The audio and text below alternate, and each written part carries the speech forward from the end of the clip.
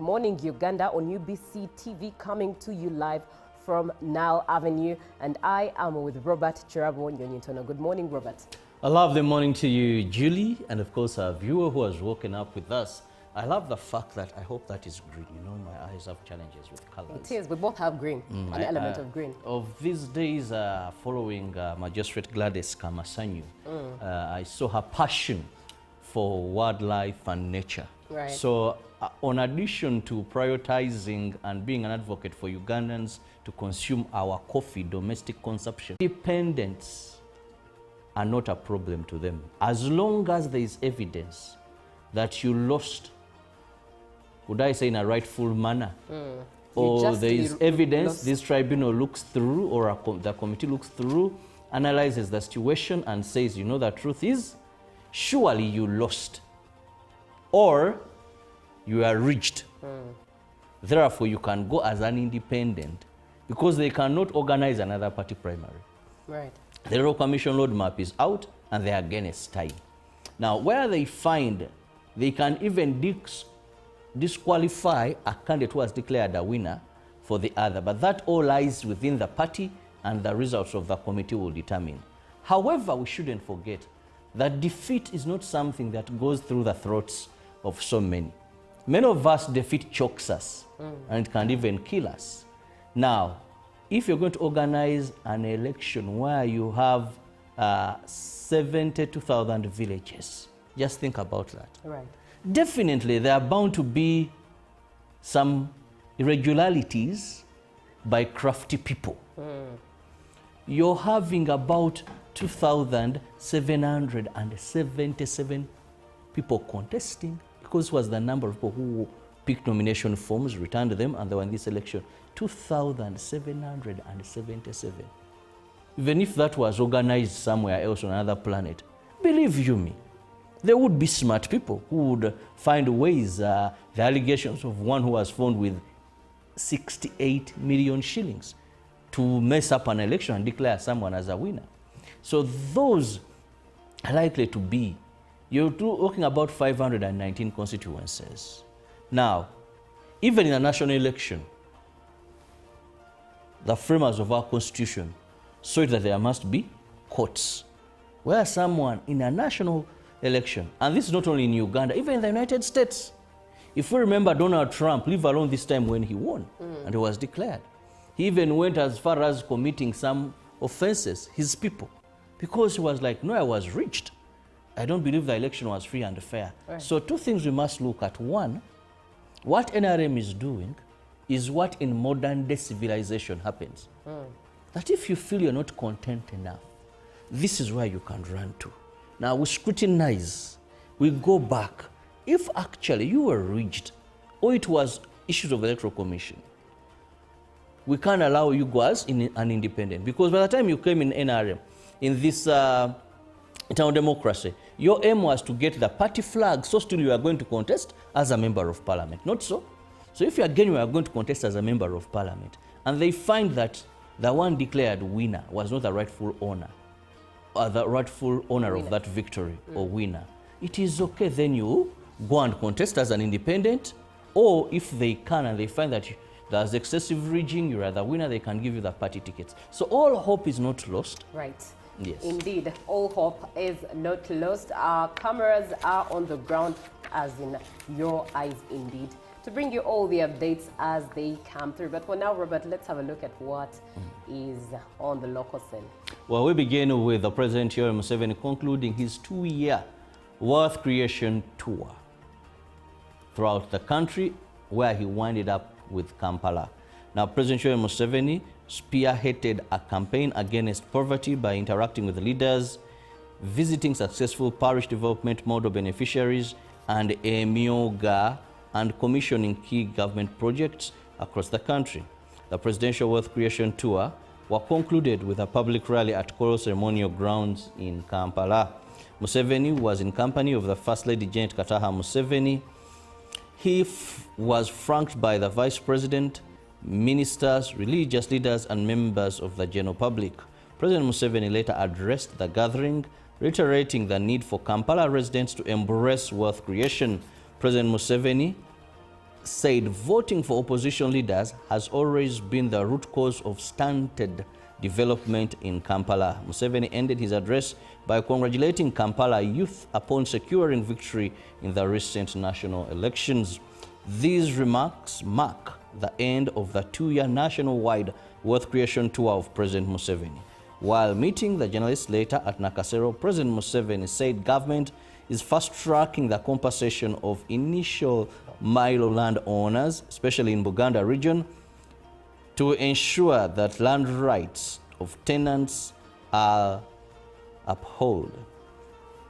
Now, he said colonialists unfairly donated my land to collaborators without due consideration of land rights for other nationals.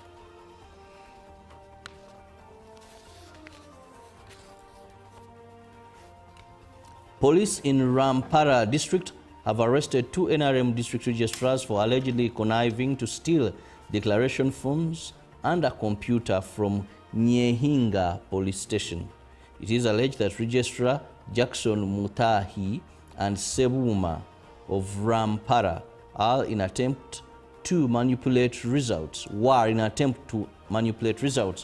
Honorable Molly Asimwe lost to Anne Kansime during the recent concluded NRM primaries. They have been transferred to Mbara Central Police Station.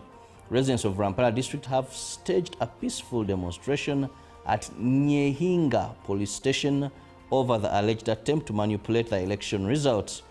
They were opposed to revote or recounting, citing Anne Kansima's significant leadership.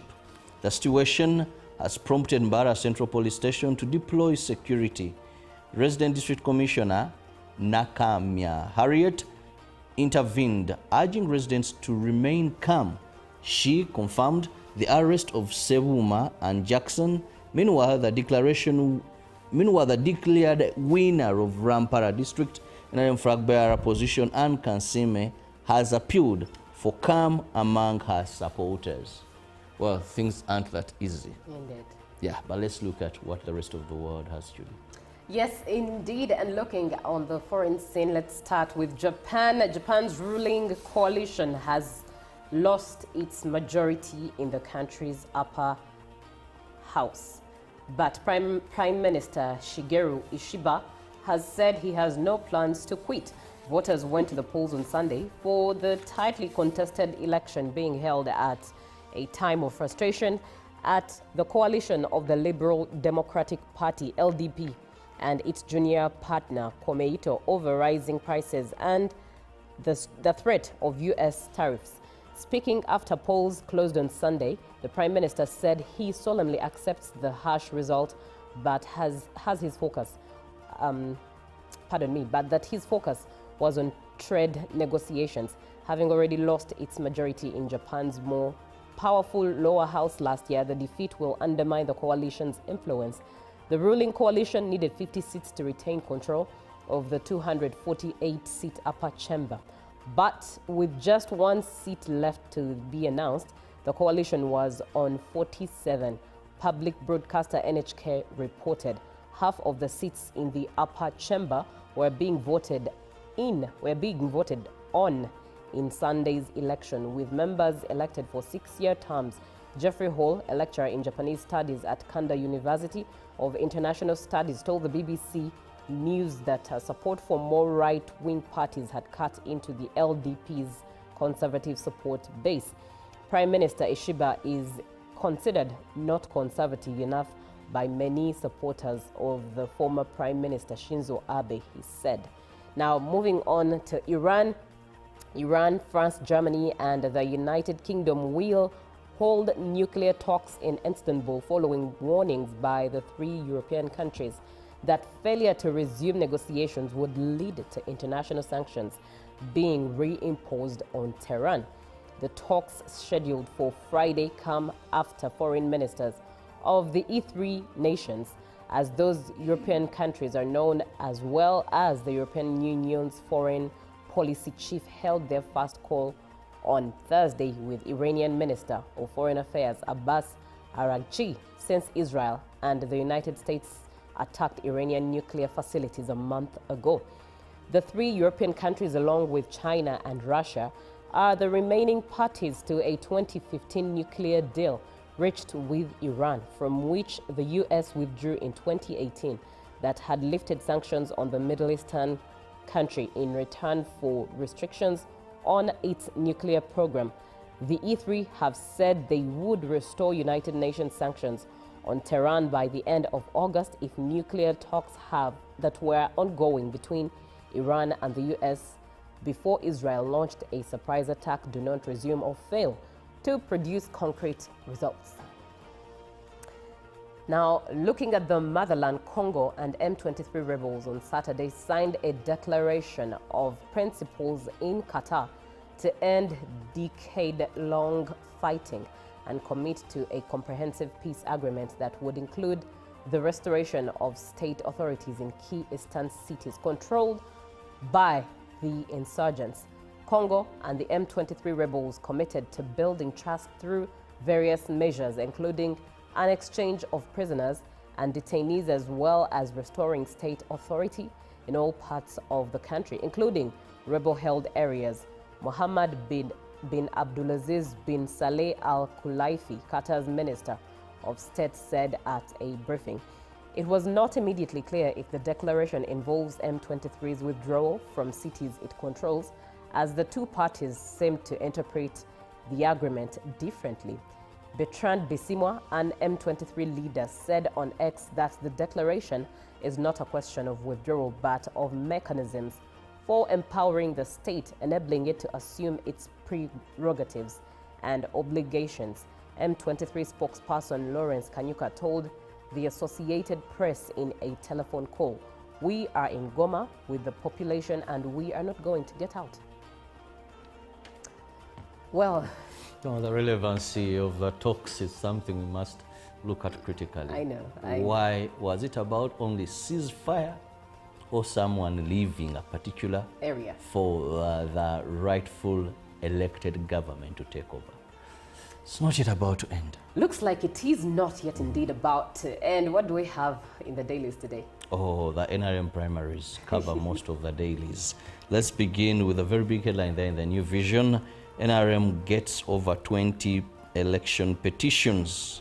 And there is Museveni's full statement on NRM party primaries. Then a crowd welcomes Museveni at Kololo as Kampala PDM tour ends. There's a very big crowd there that welcomed His Excellency. That is on the front page. What a crowd there. Now also we have NRM primaries, women who defeated men. Now these are ones that came on directly elected ticket, leave alone district woman member of parliament, and they did defeat the men in the NRM primaries. We have Isaiah Katuma show sells out.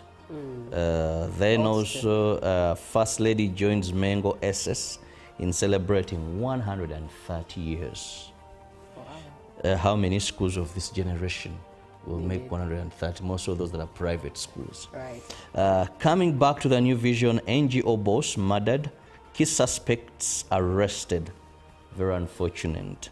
And still the New Vision, there are over 140 jobs. So get yourself a copy, read through, you never know, luck may come your way. Now moving quickly to the Daily Monitor. We have the curse of incumbency. NRM primaries, those that were members then, how this haunted them. The Daily Monitor gives you that. Then the Time, take time and monitor children's online habits. Well, if you're a parent, take time and monitor children's online habits. Also, how investors lose money in dollar investment deals. That is down the Daily Monitor. They give you how investors lose money. Now, today I'll spare the lizard, but let me go to the top of the Daily Monitor this morning, where Museveni condemns violence, vote bribery in the NRM primaries. Here in his statement, he says these are not the values of NRM. But also we have Professor Rubobi served Makerere University diligently. And those are some of the stories in the dailies this morning. But Julie can take us through Kenya and Tanzania.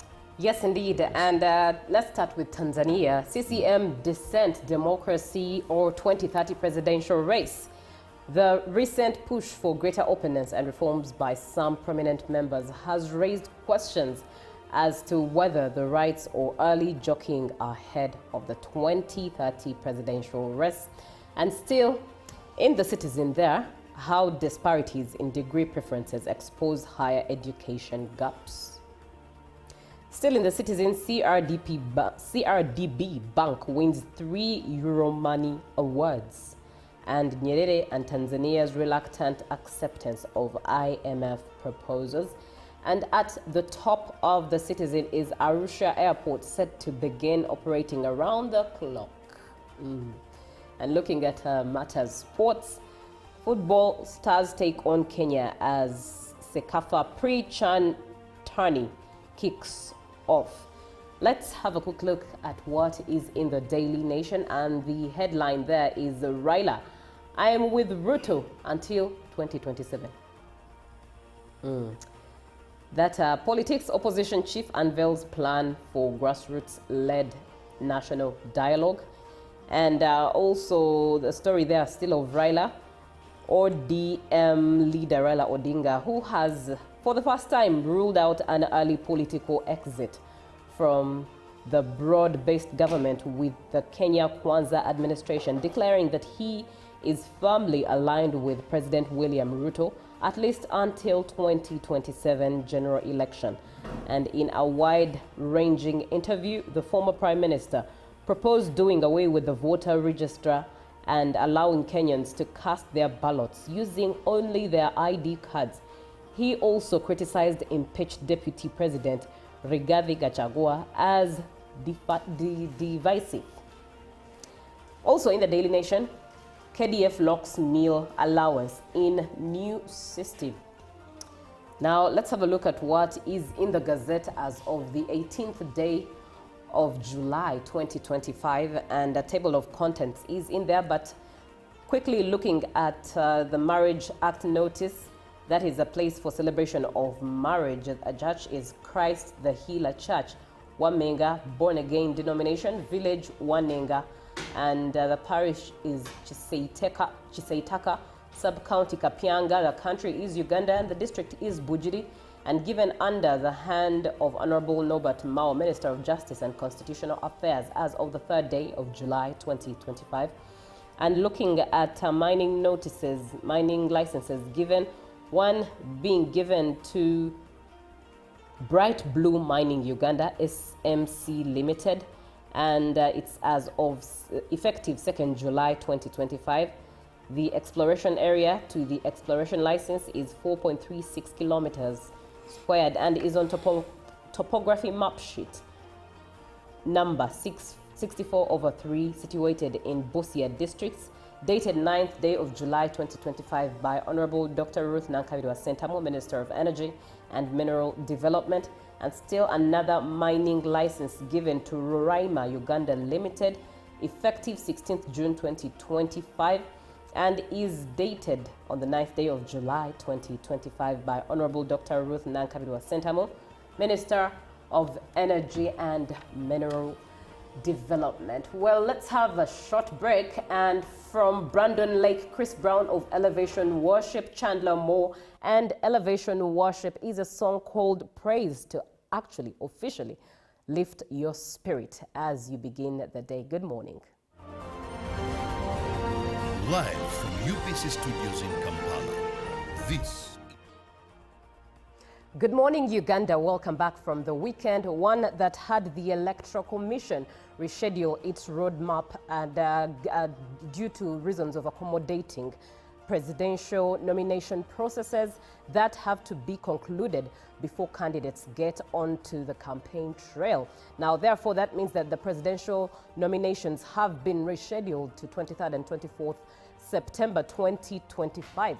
The very same weekend also had a lot of talk, obviously, about the NRM primaries, from the party setting up a 29-member tribunal to receive complaints from aggrieved party members. And also, of course, the talk of the primaries in Zimbabwe did not miss the field, as Rashande and Sechkubo being on the lead of the talks, and Rashande being declared as the winner of Remiyaga. And of course, looking at some sports, some Premier League that took place over the weekend, and that is the pre-season friendlies, where Man United drew against Leeds United, while Celtic beat Newcastle 4 goals.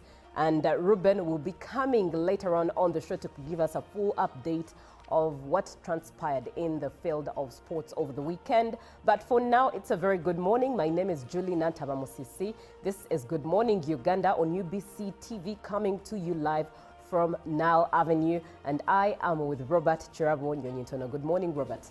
I love the morning to you, Julie, and of course our viewer who has woken up with us.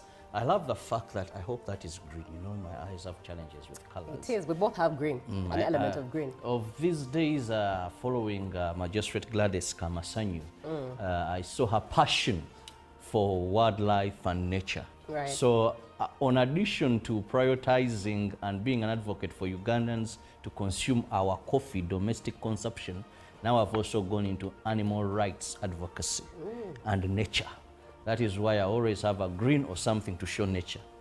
Now, the weekend had so much, but I think one of the most trending stories that is still going to continue even into this week is the NRM primaries. Right.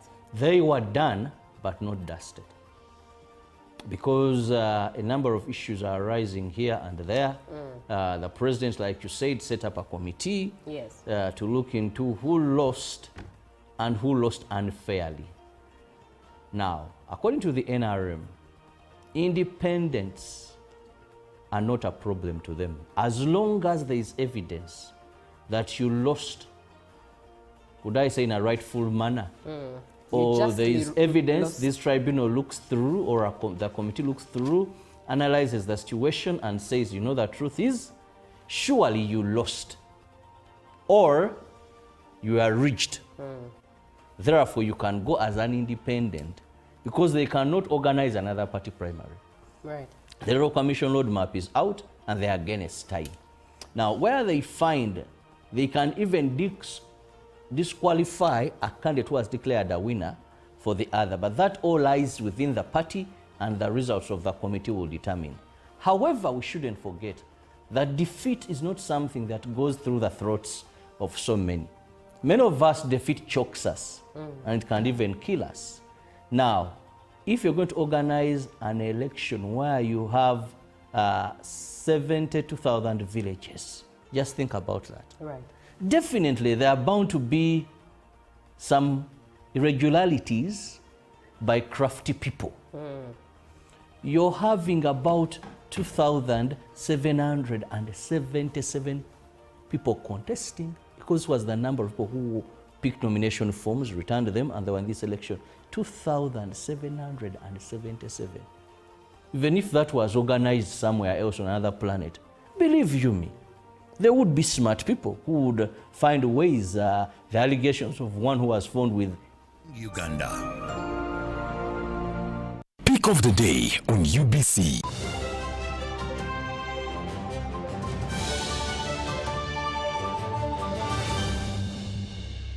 Was brought to you by I'll call you every day, yeah, yo, baby, don't know. You can now get all the Chibuzi out with MTN voice bundles. Call all networks Kubei Dondoro. Buy a 25-minute voice bundle for only 1,000, or buy any daily voice bundle of your choice. Dial *100 *21# and select daily, or use the My MTN app. When we talk together, we are unstoppable.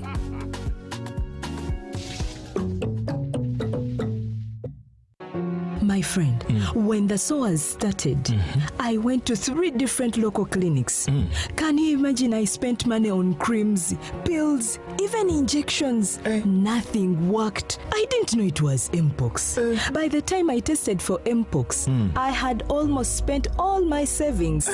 How I wish I had gone straight for the Mpox test. I could have saved that money and time and started healing sooner. That's true. When you notice a rash of fever, go go to the nearest health facility immediately for checkup. It saves time and money. Yes. For more information about Mpox, call the Ministry of Health toll-free line on 0800 1066 or send a free SMS to YouReport on 8500. This message is brought to you by the Ministry of Health Uganda With support from UNICEF, WHO, and its partners. live from UBC Studios in Kampala. This 68 million shillings to mess up an election and declare someone as a winner. So those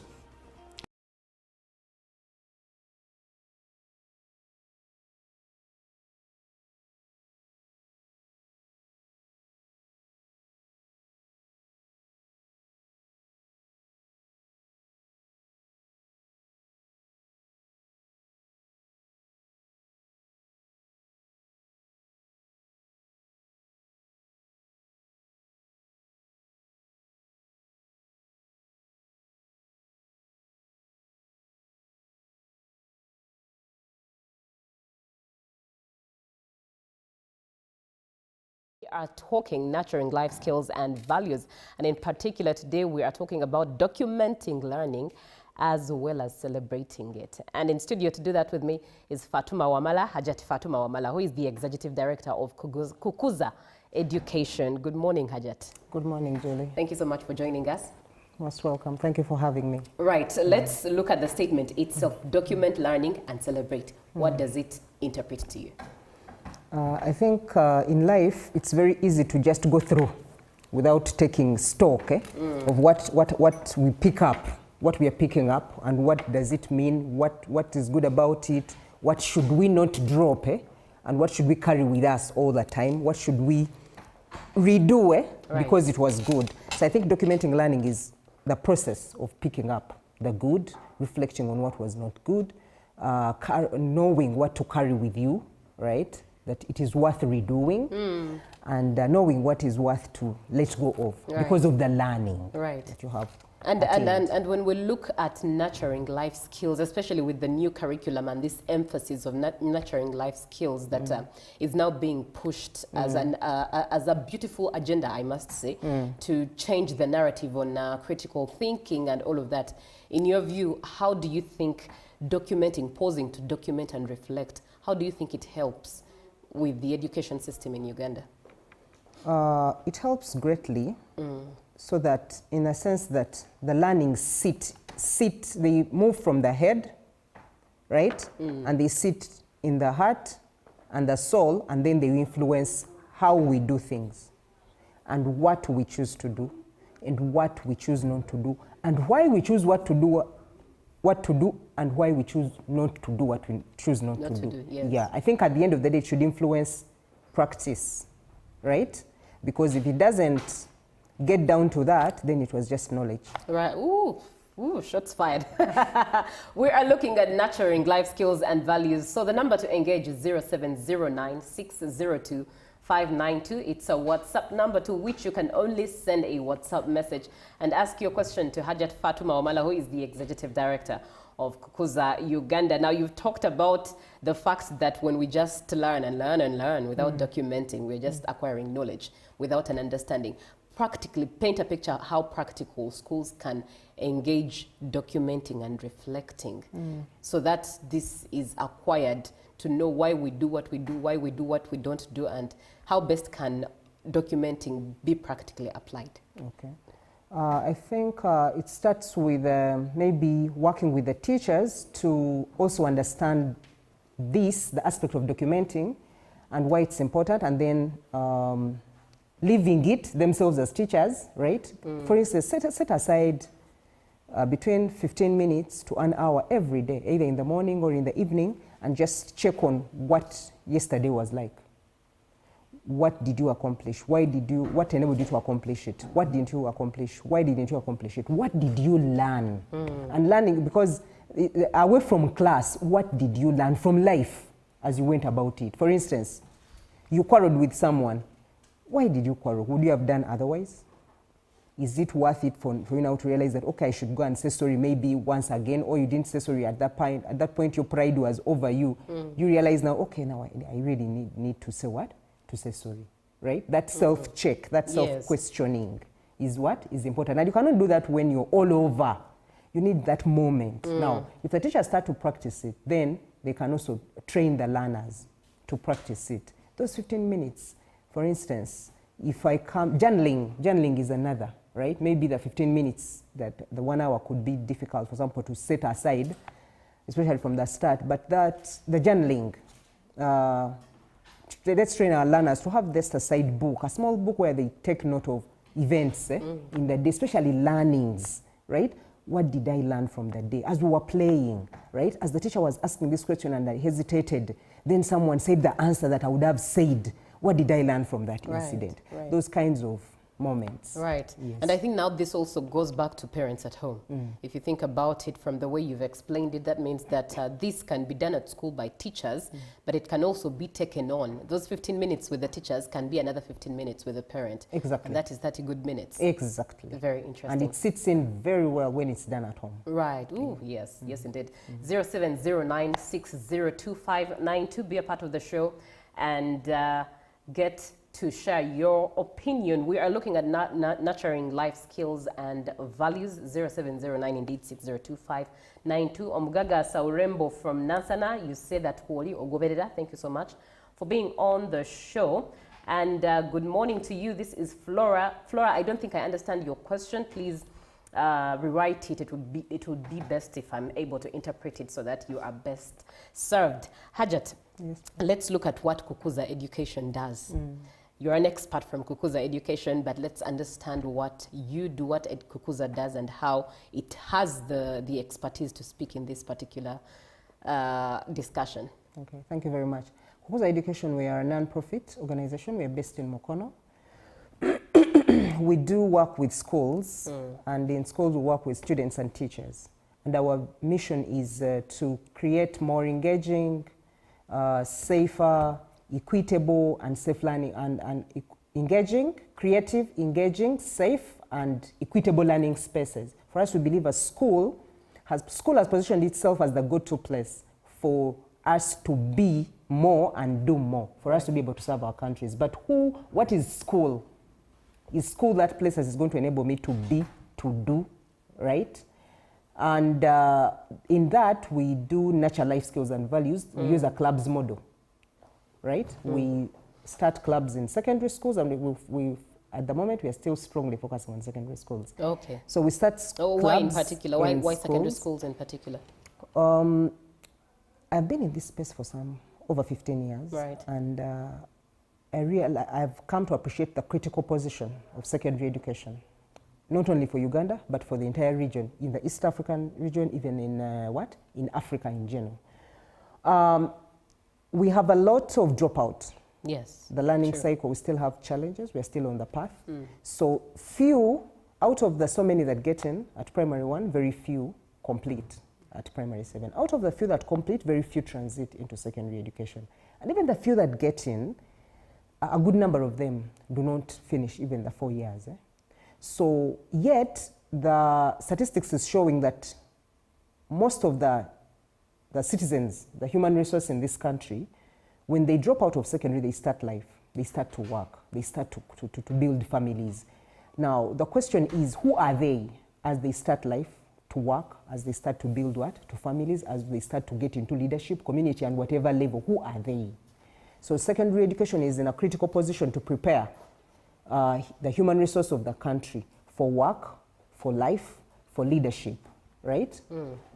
So that is why we focus on secondary education, so that we can make the most of those few that get in there because of the critical position. It serves work, but also serves higher education. Right. Yeah, you know, in Moxas, you hear us talking so much about our secondary school life. Yes, more than the primary. More than the primary, meaning that is a critical stage. It's a critical formation stage. Right. So if school can give us the very best at that level, we'll have a good country. Very profound indeed. Now, somebody comes in with a question, and I'm not so sure if you're the right person to answer it, but perhaps you could help, given your expertise. And they say, good morning to you. Why do I feel tired of everything around me? Why is everything around annoying, like interaction with others is hard? Thank you for the show. Oh, wow. powerful point at which this person asking this question, powerful point of their life. Yes. I think it goes down to self-discovery. Right. You are at I think that's a critical stage for you where you're trying to understand yourself. Do not be afraid. Do not get angry with this question. Now try to observe. Try to understand what exactly is annoying you. When it annoys you, what has happened at that point? I think this person is at the self-discovery stage. Right. Yeah, another level of self-discovery. Yet if they concentrate and understand why those things that annoy them, what are they? Why do they even annoy them? Ask those questions to yourself. Ask those questions. Now, be more observant about your environment. Where are you at the point when you feel like, you know, you're happy? You're not getting those kinds of feelings that you're annoyed, that things are irritating you. Then maybe now you will start to understand, okay, this is what connects with my core. Maybe in terms of values, in terms of principles, in terms of interest or passion. Yeah, there is something for you too. Right. I hope, Flora, you've been helped to a certain extent. And Mark Morgan Kalibala says, I agree with skilling schools at a young age. Thank you so much for being on the show. Now, let's look at the fact that you've shared, you work especially with secondary schools. If you ask me as well, secondary school has a lot of highlights for me because one, I was there 6 years and it was a Muslim school. Children with different backgrounds, different, foundations, interactions, language, a lot of it. So how are you able to make sure that all these children who have different backgrounds, different foundations, different ideologies at life, the different narratives of how to deal with everything that happens at school, how do you get them together to have these life skills and values implemented within them or weaved within them, especially at that point of documenting, celebrating, documenting, learning it, and then celebrating? Yes. I think it's supposed to be a holistic approach, or what we call a whole school approach. In the classroom, there must be effort. Outside the classroom, games, MDD, clubs activity, right? There must be effort. Then the linkages between the school and the community. Is school talking to the parents? Are the parents talking to the school? And as we are talking to each other, are we picking up the critical aspects that we need to pick up, right? And are we working with them? Right. So that is, for instance, right now we have the opportunity of the lower secondary curriculum. It's a great opportunity that we need to really rally behind and support in all ways so that we see the results that we expect from it. The instruction method has changed from being teacher-centered to being learner-centered. There's a lot to pick up there. As they put you in groups to discuss, to research, to work on a project, there's a lot to learn there. Collaboration, teamwork, yes. conflict resolution, listening and receiving from others. That when you're in a group, you're not the only one to talk. You need to keep quiet and also listen and receive. Hear out others. Right. Okay, how do you check, how do you get back to someone who is saying something but you feel that needs to be checked in one way or another? Do we call out wrong behavior or we just hear everything and go with everything? There's a lot to learn there. Now, when it comes to our schools deliberate about having all these extracurricular activities because in there a lot goes on. For instance, back in my school, I think I learned a lot from the clubs. I learned a lot from the MDD. I learned a lot from leadership because I got into leadership right from senior 2. Right. I learned a lot from that process, which I have carried with me. So the confidence, the public speaking, when simple things like giving, I usually tell wherever I go, when I have an opportunity to talk about leadership, I usually tell parents that if your child has an opportunity even to be a pencil collector, please let them be. Because from that process, they'll pick up so much. Yes. Yeah. They'll learn a lot. They'll learn a lot. And when you talk about, clubs and still focusing on secondary school, most secondary schools, especially if we look at public schools or government schools, they usually have many students. And of course, you're encouraged to join a club or two or, different clubs, but not every student will be interested. and yet it's important that they're interested. And you take note of the fact that even if they're not interested, no one will care to make sure that they're in a club. So with this new way of learning, where it's learner-centered more than teacher-centered, how best do you think schools can encourage learners, students, to be a part of these clubs that encourage these skills as they're being nurtured without leaving anyone behind? I think I'll start from where you've stopped. The intentionality of not leaving anyone behind must be there, right from the school leadership to management to the teaching staff, right? If it's clubs time, everyone must be somewhere. No one should be nowhere. That intentionality. Because I will work with some schools that are that intentional. Right. Right? One of them is called Tender Talents Magnet School in Wakiso, Kasangati side. Like, there's no room. It is clubs time, everyone must be somewhere. Because as everyone is getting in, by maybe the second week of being in the school, you know about all these activities, and you must find space somewhere. No one has room for being nowhere. So that intentionality is critical. And then the curriculum is also another opportunity, right? Then documenting and celebrating. Now, if each learner has an assignment that tomorrow we are going to share, and each person has to share, this is going to be assessed maybe that is at the formative stage. The teacher is checking, right, whether everyone has done their bit of reflection, of sharing. What did they learn about problem solving? What did they learn about collaboration and teamwork? What did they learn about conflict resolution, right? No one will have a choice, right? Now, I know of a teacher who was teaching in a public school, and their approach to teaching history was they used to group their students, and they used to give them topics that they research about and come and present and teach the entire class, right? And they would only give you a chance as a group to choose the lead to guide the whole process. But presentation, the teacher was the one to choose who will present, not you as the group members. So now, you can imagine what will happen. All of you had to actually read. All of you had to read. All of you and had all to of you had to research. participate, because you do not know who is going to be picked upon That's to brilliant. present. Yes. Now, you see the intentionality. The teacher is so intentional and conscious that every student matters, right? And then the learners are left with no choice. Everyone has to be in those kinds of environments, right? Yes, and if you say that, paint a picture of that environment, I wonder if this now nurturing life skills and values is actually now, there's a plan for it to be pushed to universities. Because if you still think about university, especially public university, I will say, because I also attended a public university, you're given coursework, but no one cares how you actually do it.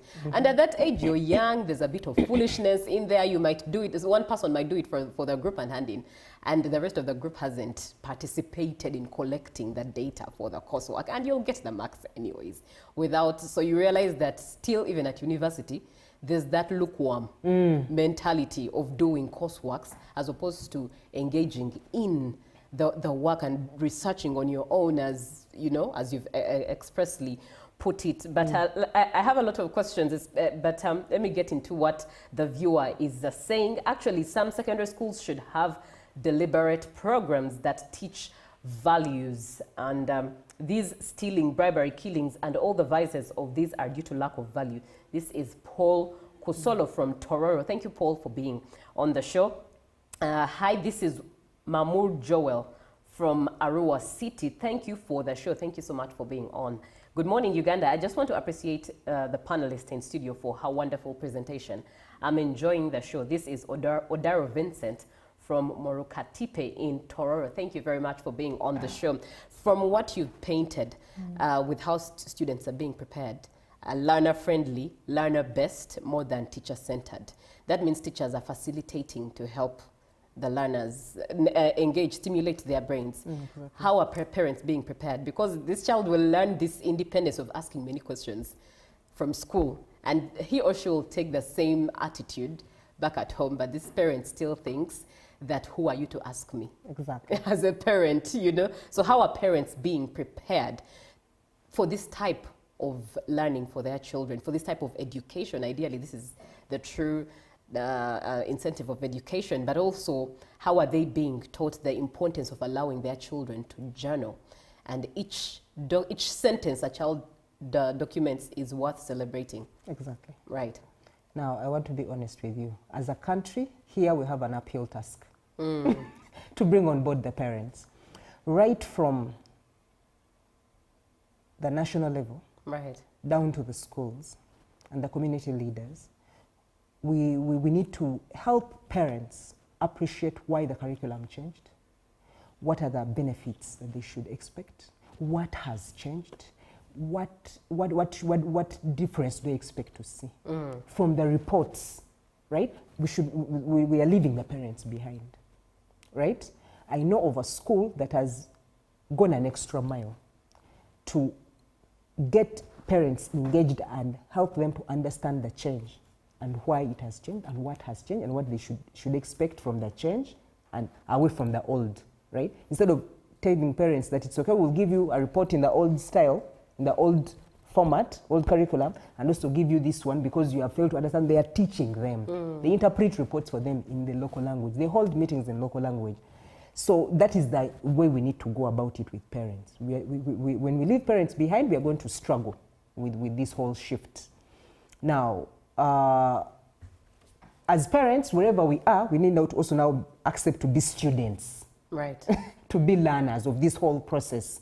Because when we don't become students and learn from the process, we're going to curtail the learning process of the learners. Or we're going to find the whole thing a mess, and then we're going to start blaming government for the shift.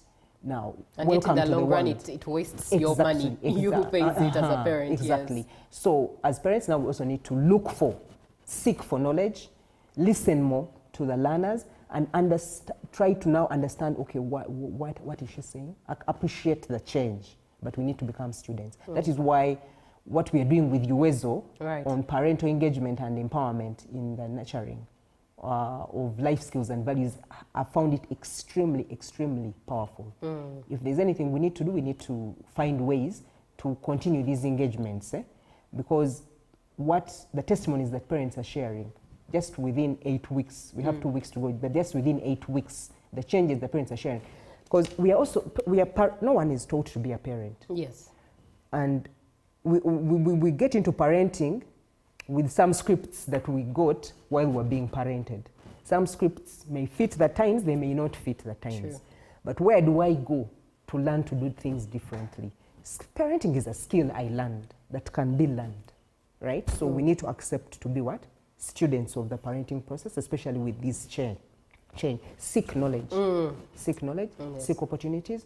When you hear such programs like what we've been doing with UEZO in communities, let's go there. Yes. And how have you brought it to the grassroots into communities? In communities, we've operated at the village level, LC1 level, for instance, and this has happened in more than 2 districts. So working with the local council leaders, working with VHTs, and working with parents, and you're having weekly engagements. To this time you're talking about problem solving, the other time you're talking about critical thinking, the other time you're talking about allowing curiosity, the other time you're talking about questioning. A parent who has been part of such an engagement where they're appreciating that, okay, I also need to allow my child to question. Right. And what is the value in that, right? They're not afraid of losing their position because the child has asked. They will only listen and take it as an opportunity to engage and connect with their child more, yes. and even understand more what is going on and be able to know when to chip in and how to chip in. Yeah, that's very profound. Good morning, Uganda. This is Chasho Fred from Sironko District, Director, Sifted High School, Sironko. The only problem with educationalists is that we now have a lot of challenges that the ministry has not solved. However, the only way to go is now skills-based. Thank you, Chasho Fred, for being on the show. Hajat, we are bringing this conversation to a close. Time is not our best friend, but I wish you could stay longer because this is a very pertinent discussion. In line with document learning and celebrating it, what would be your parting shots to schools, administrators and administrations running schools, teachers, but also to parents at home? I think celebration, we should make celebration key. First of all, by recognizing those that are doing well. Can we get life skills champions in our schools and celebrate them on a weekly basis? We have so many avenues that we can tap into. School assembly, clubs. There's a lot of recognition that we can do, and rewarding, and setting up challenges, right? Writing. Today we have education pullouts in so many of these papers. Can we write about these things? Can we share these good stories? One person said that we are very good at broadcasting bad news and whispering good news. Oh, wow. Can we also learn to broadcast good news? Yes. That will be a way to celebrate and showing others that it's happening, it's working, right? We are making it, we are making progress. As the teacher from Sirong has just said, we have a lot of problems. Indeed we do, but can we share, right? Those good steps that we are making, what good we are seeing that is coming out of the processes, right? The students that are making it, that are coming up with this, they're coming out when they are embodied with the skills. Let's share these stories in newspapers, on radio, media, you're such a powerhouse. Yes. You need to come in, and come in fully. Can we have a weekly program around this? Yeah, there's a lot. Pick from parents, pick from the schools, right? The religious leaders, the cultural leaders. Can we all rally behind this agenda, because it makes us, at the end of the day, we will all celebrate. All right, document learning and celebrate it. It's what we've been looking at in line with nurturing life skills and values. And to do that in studio, someone who has helped us has been Hajat Fatuma Wamala, who is the Executive Director at Kukuza, Uganda. She has spoken expressively and expressly about this pertinent issue. I do really hope value has been added to you, but that's it for today's conversation on The Real. Thank you so much for being on the show and for your contribution to the show. Good Morning Uganda does continue. Tourism Express is coming up. We have business, we have the agenda, and we have sports, so we still have a lot in store for you. Good morning.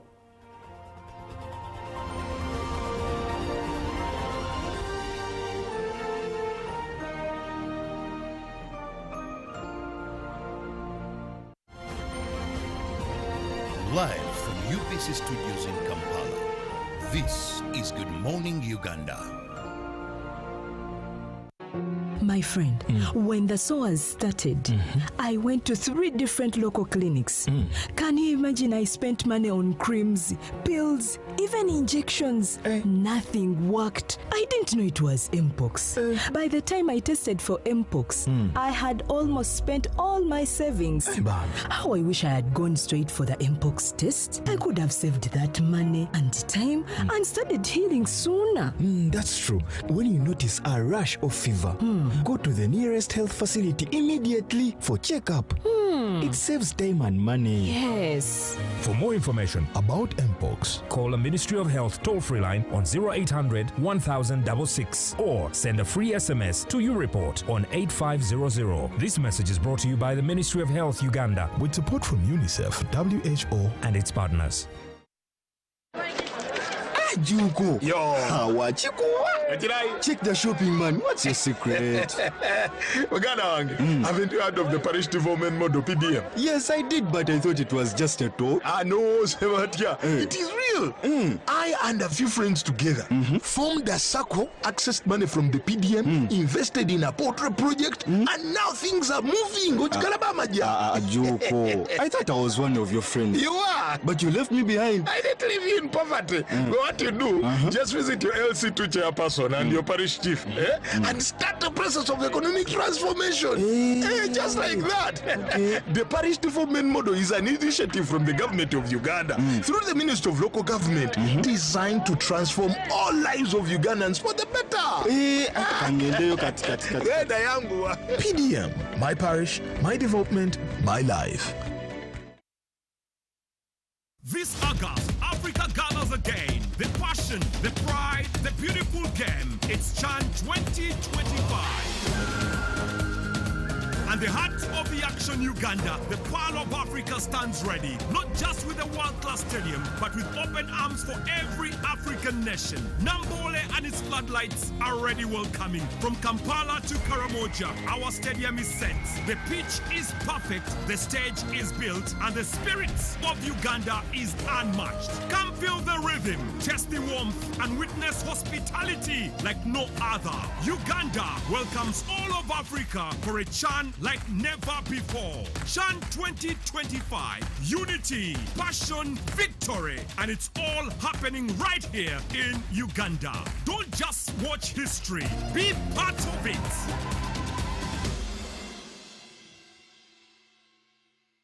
Live from UBC Studios in Kampala, this is Good Morning Uganda.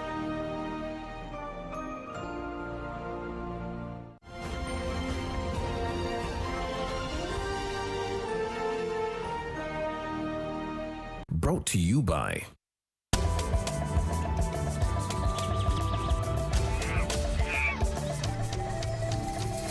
Uniquely Ours. Explore Uganda. Immaculate Heart Girls School near Chibale, and previously we just took you inside the museum, but right about now we are outside, and this is partly where these students get to also learn skills. This is Drive to Culinary Tourism, and we are yet to just dive into that. Good morning and welcome on the GMU Tourism Express. My name is Zakia Lucky. We have a number of items here, and this is a process, I'm told, that is going to take us to the final product, Kalo, that many of you have tested but do not know how this actually goes, how this is made and how it goes about, plus the products that are used to make this. With me is one of the students that is a part of the process, and she's going to be telling us what items or what is even taking place here. Please tell us about the process. The items we need are a mortar and pestle, we need millet, then cassava, then entemere, the so-called baskets, then entire, those are winnowing baskets, and then a pot, or you call, that is mingling stick, then endio, those are baskets. Yes. Yes, so those are items that you need in the process. So take us through the process, starting from the very first one until we get to the final product. So the first process is pounding. And in pounding, what is required is the pestle and the mortar. We pound the millet and then transfer it to the winnowing baskets. Yes, to the winnowing baskets. You winnow, then again transfer to the basket. Is this the pounding process that pounding you talked about? Process. Okay, from here, then we know what they are doing. Winnowing process. Okay. Yes. And after winnowing, you roast the millet. We roast in order to add flavor to the millet bread. Then after roasting, we transfer to the grinding stone. Grinding stones, yes. After grinding, the millet flour is transferred to a basket, which is either used for keeping the flour or taking it to the cooking place. Yes. And then the cassava, you dry it, and then you pound it as well. After pounding it, you also roast it separately, and thereafter you mix the cassava flour and the millet flour, and thereafter you boil water. After boiling, prepare millet flour. The ratio of millet to cassava is 1:2, meaning that the cassava is supposed to double the amount of the millet flour, because the cassava adds to the thickness of the millet bread. I've tasted this a number of times, but I'm just learning that these two are actually mixed together. I always thought it's just millet. Well, we are now going to the preparation process, since we've gotten a chance to see how these other processes get to start, just from pounding and then to the winnowing stage. And here, just before us, is flour that is ready to be placed in water, like she said. head there with us, and then let's see how the mingling is done.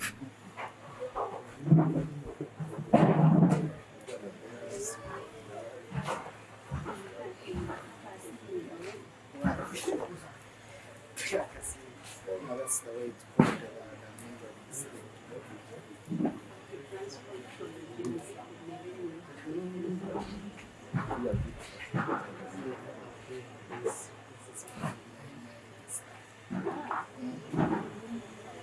she can take it from there.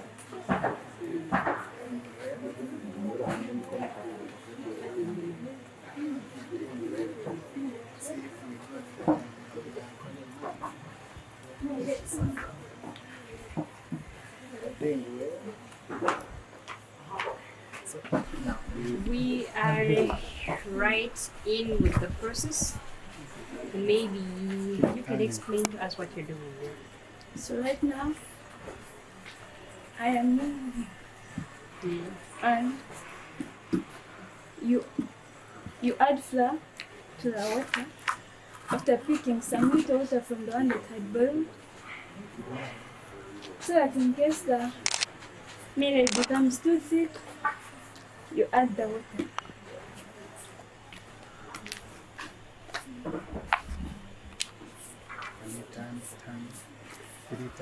Does the mingling require a lot of energy? Because it looks hectic. Yes, it does. Are you doing it for the first time?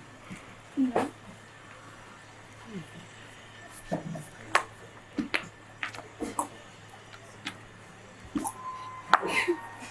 You talked about getting to understand that it's ready by the sound that it starts to produce, and the sound is already being heard. Does that mean it's ready? No. Not yet? Yes, because it can still stick on the hands if you try to touch it. Okay. So there you're trying to test if it is ready by not sticking on the... Yes.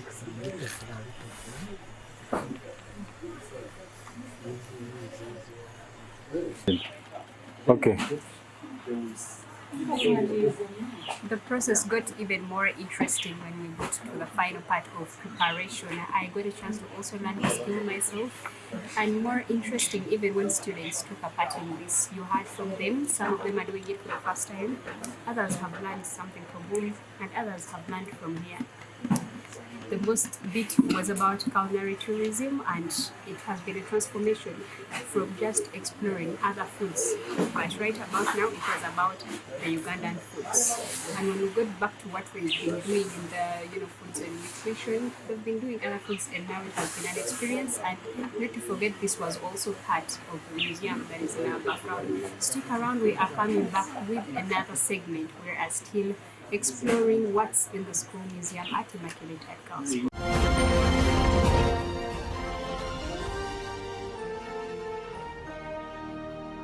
Brought to you by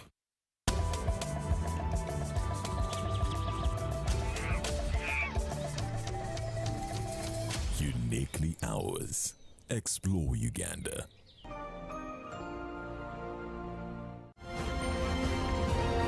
Live from UBC Studios in Kampala, this is Good Morning Uganda.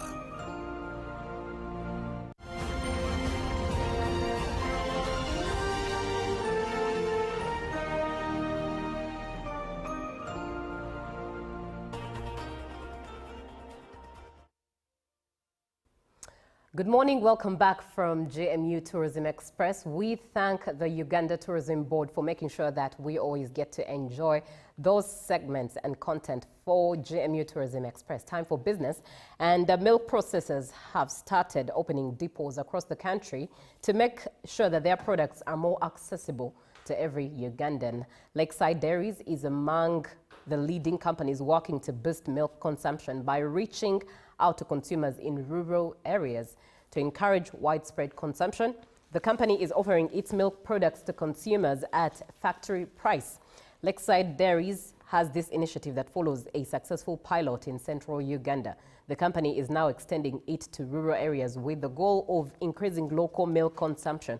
A major part of the strategy is to ensure consumers access the milk products at the same price they would pay at the factory. The initial areas of focus include Mbarara, Ibanda, Isinjiro, the Mbarara-Masaka Road corridor, and the Chigezi and Rwenzori regions, with plans to extend to eastern and northern Uganda.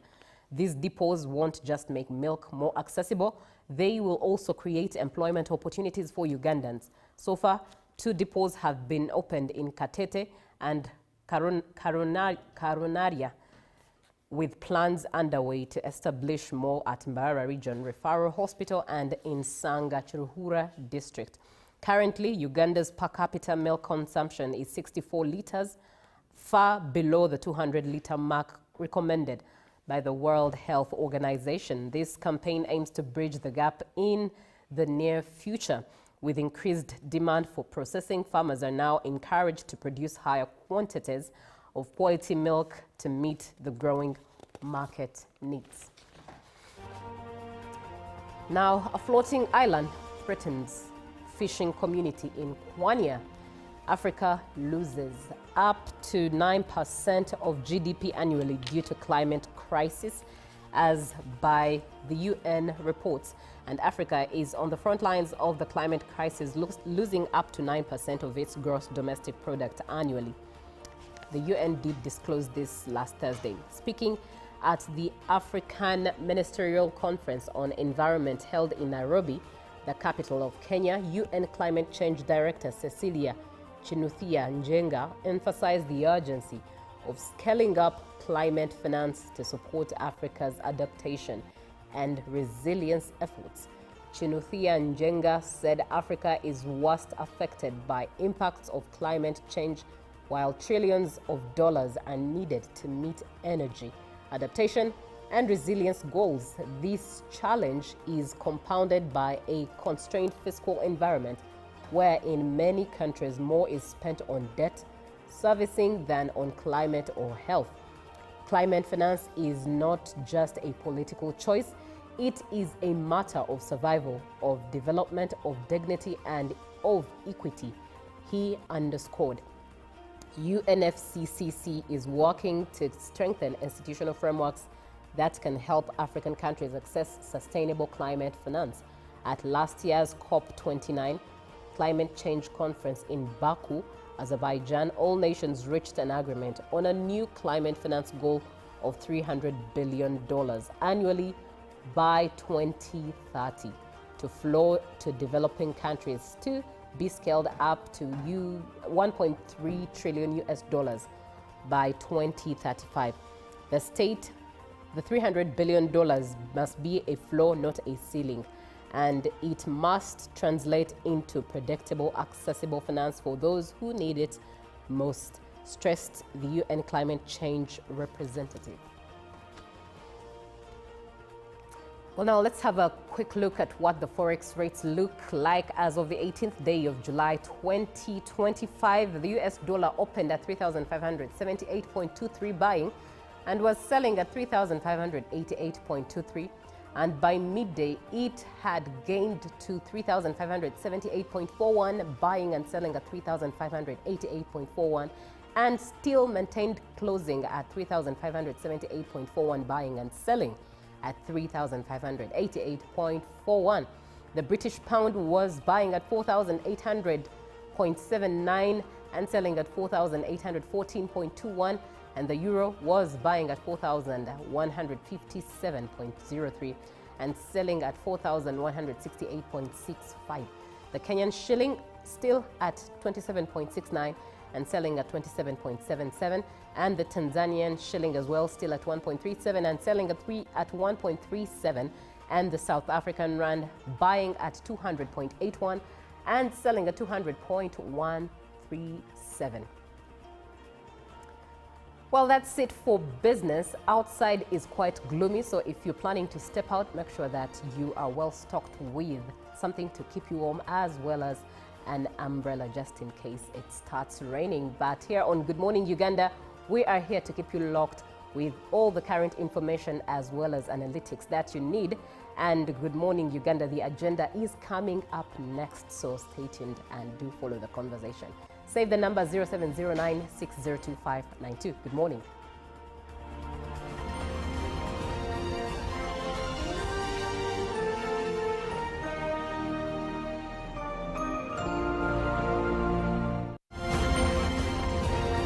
Live from UBC Studios in Kampala, this is Good Morning Uganda. This August, Africa gathers again. The passion, the pride, the beautiful game. It's Chan 2025. And the heart of the action, Uganda, the Pearl of Africa stands ready. Not just with a world-class stadium, but with open arms for every African nation. Nambole and its floodlights are already welcoming. From Kampala to Karamoja, our stadium is set. The pitch is perfect, the stage is built, and the spirit of Uganda is unmatched. Come feel the rhythm, taste the warmth, and witness hospitality like no other. Uganda welcomes all of Africa for a Chan like never before. Chan 2025, unity, passion, victory, and it's all happening right here in Uganda. Don't just watch history, be part of it.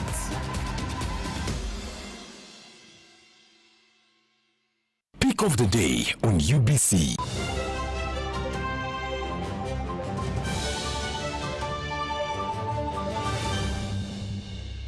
Was brought to you by I'll call you every day, yeah, yo, baby, don't know. You can now get all the Chibuzi out with MTN voice bundles. Call all networks Kubei Dondoro. Buy a 25-minute voice bundle for only 1,000 or buy any daily voice bundle of your choice. Dial *100*21# and select daily or use the My MTN app. When we talk together, we are unstoppable.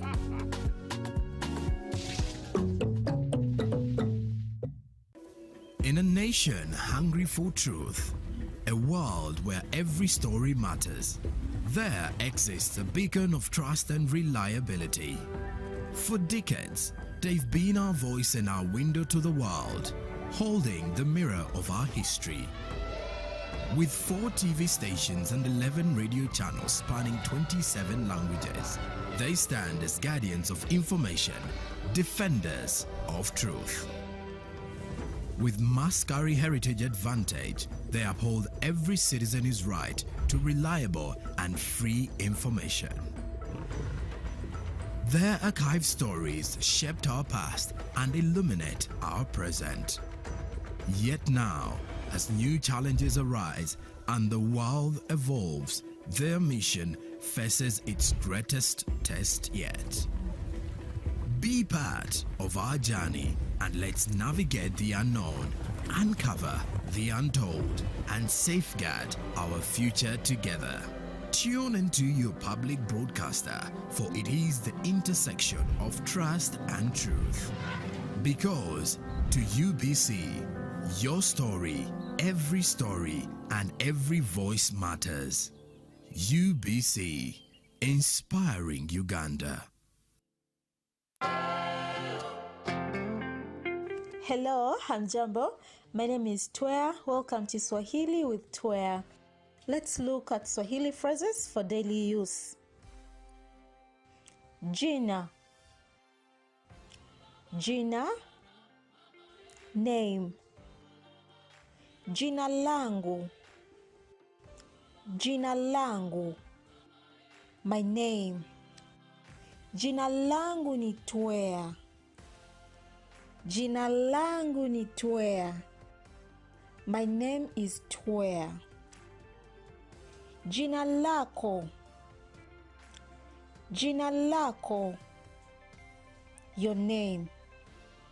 Jina lako ni nani?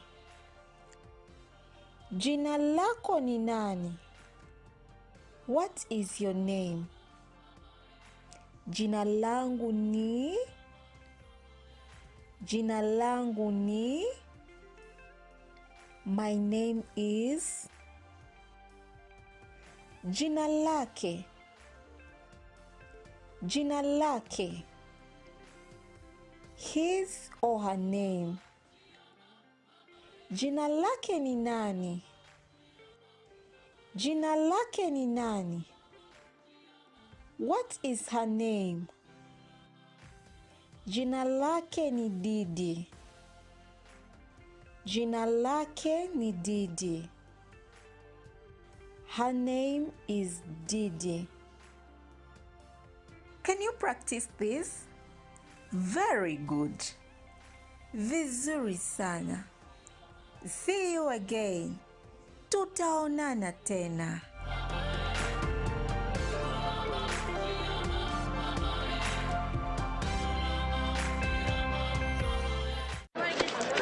Juko. Yo. Check the shopping, man. What's your secret? Uganda, haven't you heard of the parish development model, PDM? Yes, I did, but I thought it was just a talk. No, Sebatia. It is real.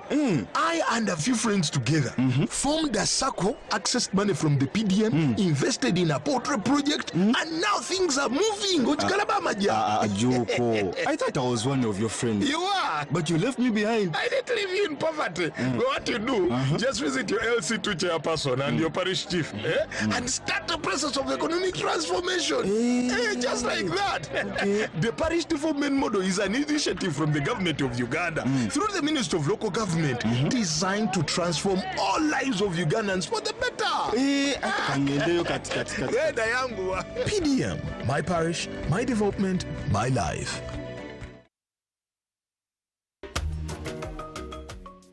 I'm Atoa Ronald, supervisor at Chiteria Presidential Demonstration Farm, Maige District. We train farmers, we handle interns. There are some people around who have emulated what we have been doing at the farm. They have been given the testimony to have improved their earning and standards of living. So for those who are there out who have never been at the farm, we welcome you. Nothing will charge you. Come at the farm, have a study, then you can choose the enterprise you think. Every Wednesday, live in our studios in the heart of Kampala. We have to change the political culture in this country, really. Who has bewitched Ugandans? I want to assure you, as government, we shall do whatever it takes to ensure that Ugandans are safe. We have conversations that have analysis, explanation. This law society, this union of theirs, because they want a job everywhere, they want to be this, they want to be that, they want... No. We know it's a union. You cannot be making a road, bitumen grade 1, in Congo for 5 billion. But not every truth is fact, and not every fact is truth. The argument that the General Court Martial is responsible for peace and stability is without basis, either in law or in fact. We have been told how Napoleon was a great orator. Now, Napoleon cannot help me get food. They told me combine harvest in Saskatchewan. I don't know where Saskatchewan is. This is a geography we're taught. Instead of teaching me how to preserve Mabera forest, they're teaching me about Rhineland. This is a problem we got. We cannot run away from it. Right now, you hear very disgusting stories of members of parliament. Instead of discussing the details of loans, they ask for their cuts. Every Wednesday, 10 p.m. on your public broadcaster.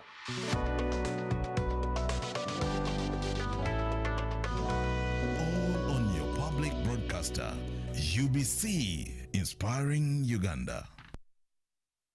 The government's mandate is to maintain law and order, safeguard citizens' rights, and provide essential public services. Remember, one of the pillars of a roadmap is innovation and entrepreneurship. There has been this question of how are you protecting our indigenous seed? It's going to be a tall project. That answers somebody's question. For the past 20 weeks, the front bench has brought you insightful discussions on governance, security, healthcare, justice, and commerce. When you go through this complicated procedure, involve the lawyers, you bring the case against him, the judge will hear you out and pass judgment, and you're out of court in record time. We remain committed to keeping you informed and engaged on key national matters. So these are huge, these are powerful organizations which now Uganda chairs. Why don't you come together? if we haven't migrated to the e-card because of various reasons, including that not all the people of Uganda have smartphones. You can sit in your house, apply for a passport.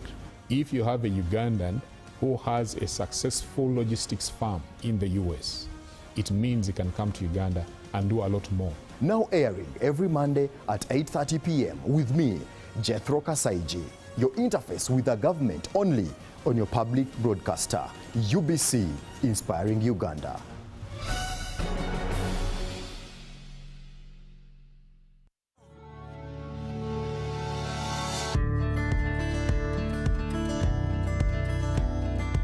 Our program of poverty eradication is a must. We want everybody to be involved.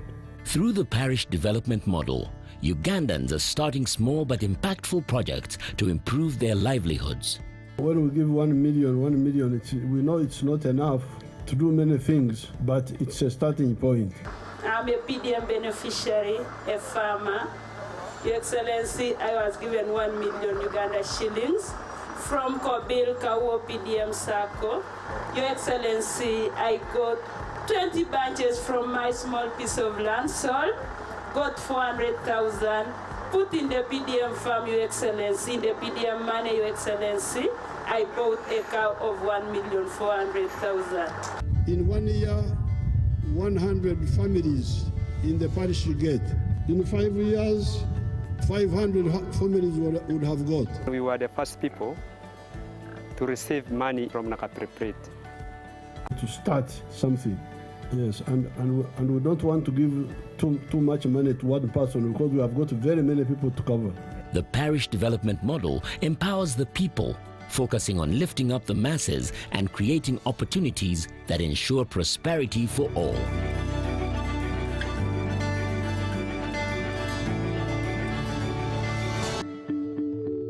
This message is brought to you by the Ministry of ICT and National Guidance. Live from UBC Studios in Kampala, this is Good Morning Uganda.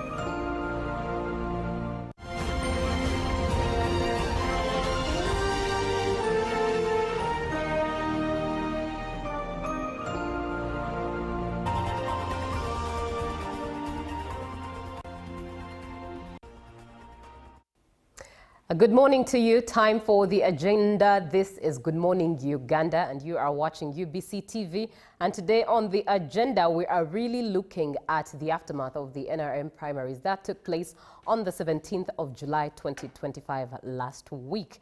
There have really been a conversation throughout the weekend, and why not indeed engage them deeper? And to do that with us is Rogers Molindwa, who is the deputy spokesperson of the NRM party. He is speaking with Robert and myself over the phone. Good morning, Mr. Rogers Molindwa. Good morning to you and to our viewers and listeners. Good morning too. Right, thank you so much for joining us. And please share with us briefly your assessment of how the NRM primaries were conducted overall. First of all, I'd like to congratulate whoever participated in this election, the voters, our leaders at different levels, the candidates, and then congratulate the winners and those who accepted the defeat in good faith if it happened so well.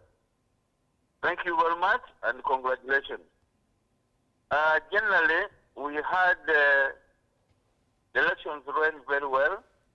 We did not have, massive incidents of chaos as some people are trying to paint it. I must confess, yes, there were things that never looked good in some parts of the country, but the general picture is that our elections were conducted free and fair. And I think people are mastering the idea of lining up as the most democratic way of conducting elections. We are, however, disappointed that in some areas there was an involvement of some soldiers, some police, some security agencies that worked for particular individuals. That was very bad. We also had some registrars who also behaved contrary to the guidelines, altering results. Others were hiding results. I was in charge of the Bukedi sub-region, which covers Palisa, Butevo, Chibuku, Budaka, Butareja, Tororo, and Busia. And I had a total of 22 constituency MPs and 7 women member of parliament. But in Tororo County, for instance, Tororo district, the results for one sub-county called Chisok, at the final time of tallying results, these results could not be seen. But the envelopes that carried the papers were there. So it took us time. We looked for the results. We couldn't see the declaration form until we had to order arrest of some people. And that's when some people started pointing that they couldn't be in the office. And when the police went to search in the office, we recovered these declaration forms. So these were really very bad gestures. But anyway, the good thing is that for Tororo, we managed to add up the results and then got the final winner. Right. Who was Honorable Sarah Pende. Right. But there were areas where we are told alterations were done, the results declaring a loser instead of a winner. I have also seen in social media, which is true, because I have seen candidates posters flying all over where people went to schools and lined up school children, including those in senior 1 and primary. And they were counted as voters who were not in the registers. And yet we had emphasized that members who participate in the elections had to be duly and fully registered in our membership register. I have also seen some incidents where they were bribing on the line, people on the line, and somebody is distributing money. I saw a poster of a certain candidate, whoever comes there gets money and continues to do the voting. This looked too bad. For a party that has been around for some time, we are not short of support. We have people to support us, but we are messing them up. And we are looked bad. But we are happy that the national chairperson and the president of this country came up with a circular yesterday directing security agencies to arrest whoever was involved in malpractices. And I think this is to give us hope, and we are happy.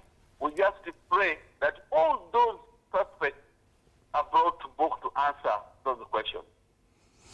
Now, Mulindwa, what does this mean to a party? You rightly said that has been around for some time and has support. This was just internal democracy to select the best. So what does it mean to NRM as a party if within an internal process you can have such irregularities and such, even in some instances where you even had loss of lives? Yet it's a simple thing, just a party choosing who their flag bearer is going to be. Of course, it's a double edge.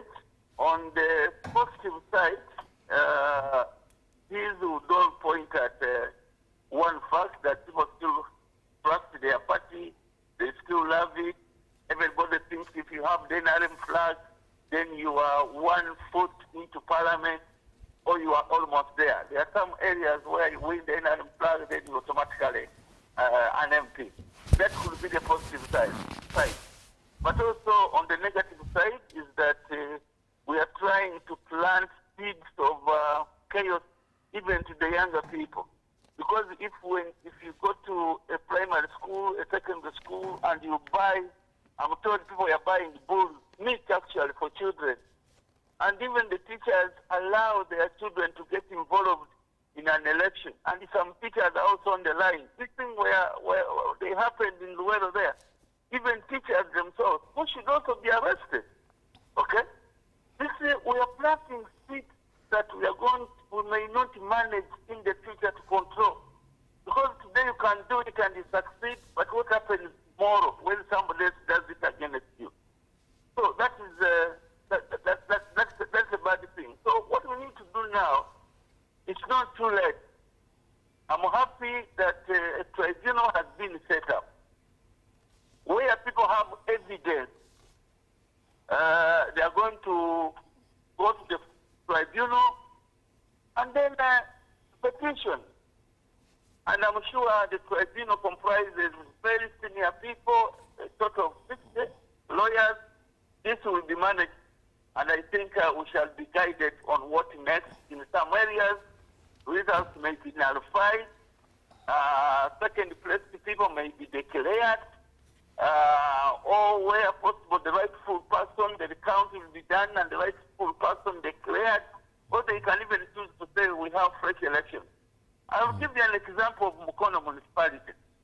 In Mukono municipality, a register of Goma division, what he did, instead of using the declaration forms that were given, he hid them, and no village just forgot the declaration form. And then he gave them exercise books. Then after writing the exercise books, I think he transferred himself onto declaration forms.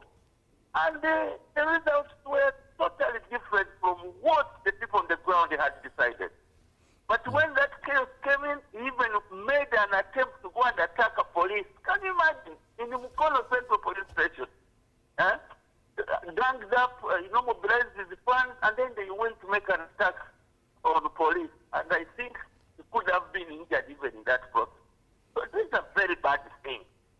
Right. And you see, our party is big, the government is big, we are in control.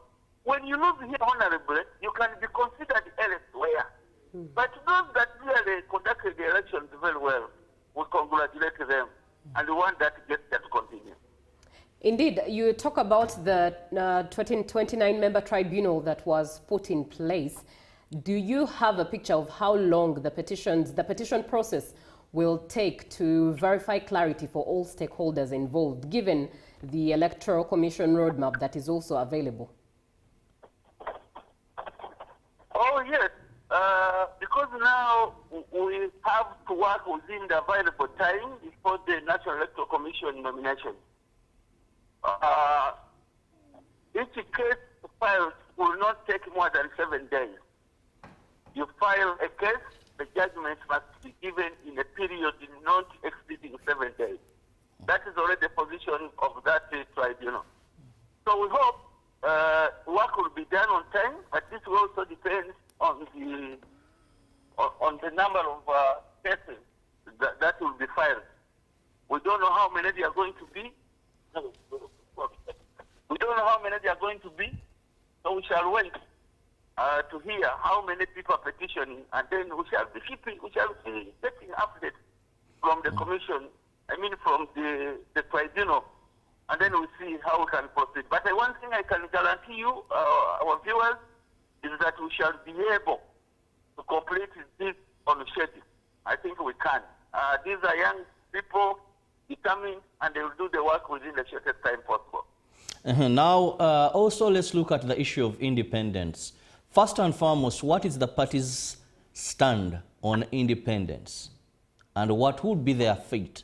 Because many, no matter the tribunal setup, are not even willing to petition, but they see that it's their right to stand as independents and defeat the flag bearer. Yes, I can be happy when I hear some people saying, yes, I can go independent, than those ones who are saying, I will quit the party. If you have been at the level of a minister, you have served your government, you can't at this time say, I'm going to quit NRM to join opposition. That would be madness of the highest level. But, as I have said, we are aware in some areas there were issues, and people are not happy, they are bitter. But let's give justice time to see what will happen in the tribunal. But our constitution is very clear. It talks of a member, one of the obligations of the member is that you are not supposed to go against the common position of the party. Once a final candidate is declared a winner, that person is an obligation as members of the party that will give that person support. Will give him support to continue carrying our flag on our behalf.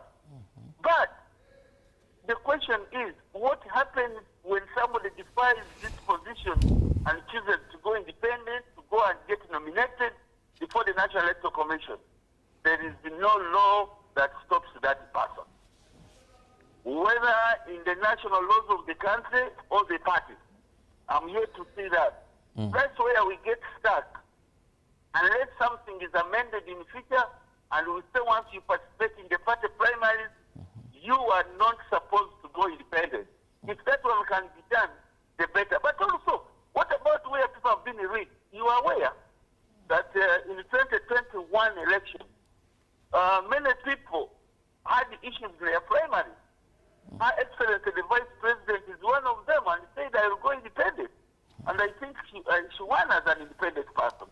There are 5 ministers, I'm told, who went independent and they won after the chaos they had in the primary. But that 2021 was a different story. This one, we try to minimize the issues because we had the register in place. So, Alhaji Moses Chigongo's committee of discipline will also be helping us to talk to some people and see how we can internally manage the situation. I know some loyal members of the party will listen, others will defy and proceed to be nominated as independent, and then we shall leave it at that. We may not have much to do about it. All right. In your perspective, what is the difference in comparison between this year's primaries and those in 2021? In 2020, rather. I would say when you look at what we had this time, 85% would be the score for us. When you look at what we had last time, in terms of perfection, fairness in the elections, chaos, I think we were like at 65%. And that's my personal analysis. Because what brought most of the chaos last time, we showed it in these elections of this year. We did not have a register. You remember, because of COVID, we had started doing the work, and then we were called back because we were going to lockdown. So at the time of the primaries, the national chairperson guided that whoever is known in the area and is a resident of that area should be allowed to vote. But people misused this. Instead, people ferried people from elsewhere and allowed them to participate in the voting. So it was mismanaged. But now that the register was there, in areas where we had 6 registers, it was very clear that if you are not in the register, you could not vote. In my area there, where I was in the Bukedi, we denied a wife of an NRM chairperson from participating in an election. We knew her, everybody said yes, that is his wife number 2, but we said yes, but this wife number 2 did not go to update, and yet we did the update for quite a long time. So, let's go by the register. And we threw her out of the line. So in some areas, people stood the ground and maintained the use of the register. But in other areas, they did. But also, what happened this time was, it is also the same thing that happened the other time. And this is how NUP defeated us mainly in the Uganda region here. There were NUP funds, NUP voters, those who were not supporting the government. They took advantage of the lines in 2020. And then they stormed the lines to support the weak candidates in the NRM race. And it was deliberate that we give our support to the weak ones, and then we go and face the weak ones in the general election. And they threw out some of our strong candidates that would have carried the flag to the success. So that one also happened. It was also trying to happen this time in some areas. Those young boys you could see coming, we want to vote. Don't lock us out. Some of them were not party members, but they had been planted by some people. You go and give support to this one. It's the one we can manage in the general election. If the other one wins, we are in trouble. So these kind of things happen. But by and large, I can say 85% of this exercise was very free and fair and well managed across the country. Because when you go like West Nile, I've not heard so much from West Nile. I've not heard so much from the northern region. I have not heard so much from western region, apart from East Pingilo and a few other isolated cases. But even East Pingilo, Dr. Tango Doi was there and sorted out the matters up to midnight, I think up to 4 a.m. of the following day. I have not heard so much from Karamoja. Most of these incidents, Zimbabwe and here, the central region, then some areas of Busoga.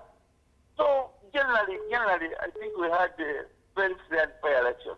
Well, Rogers, that said, we look at a number of issues that surrounded this election. The campaigns of 2 weeks, the violence that was there, then the D-Day, also we saw the violence, we saw a number of not so interesting things to talk about in this election. The question is this method of selecting a flag bearer still worth it to the party? Is it still something you can cling on, or are there amendments you feel that should be made?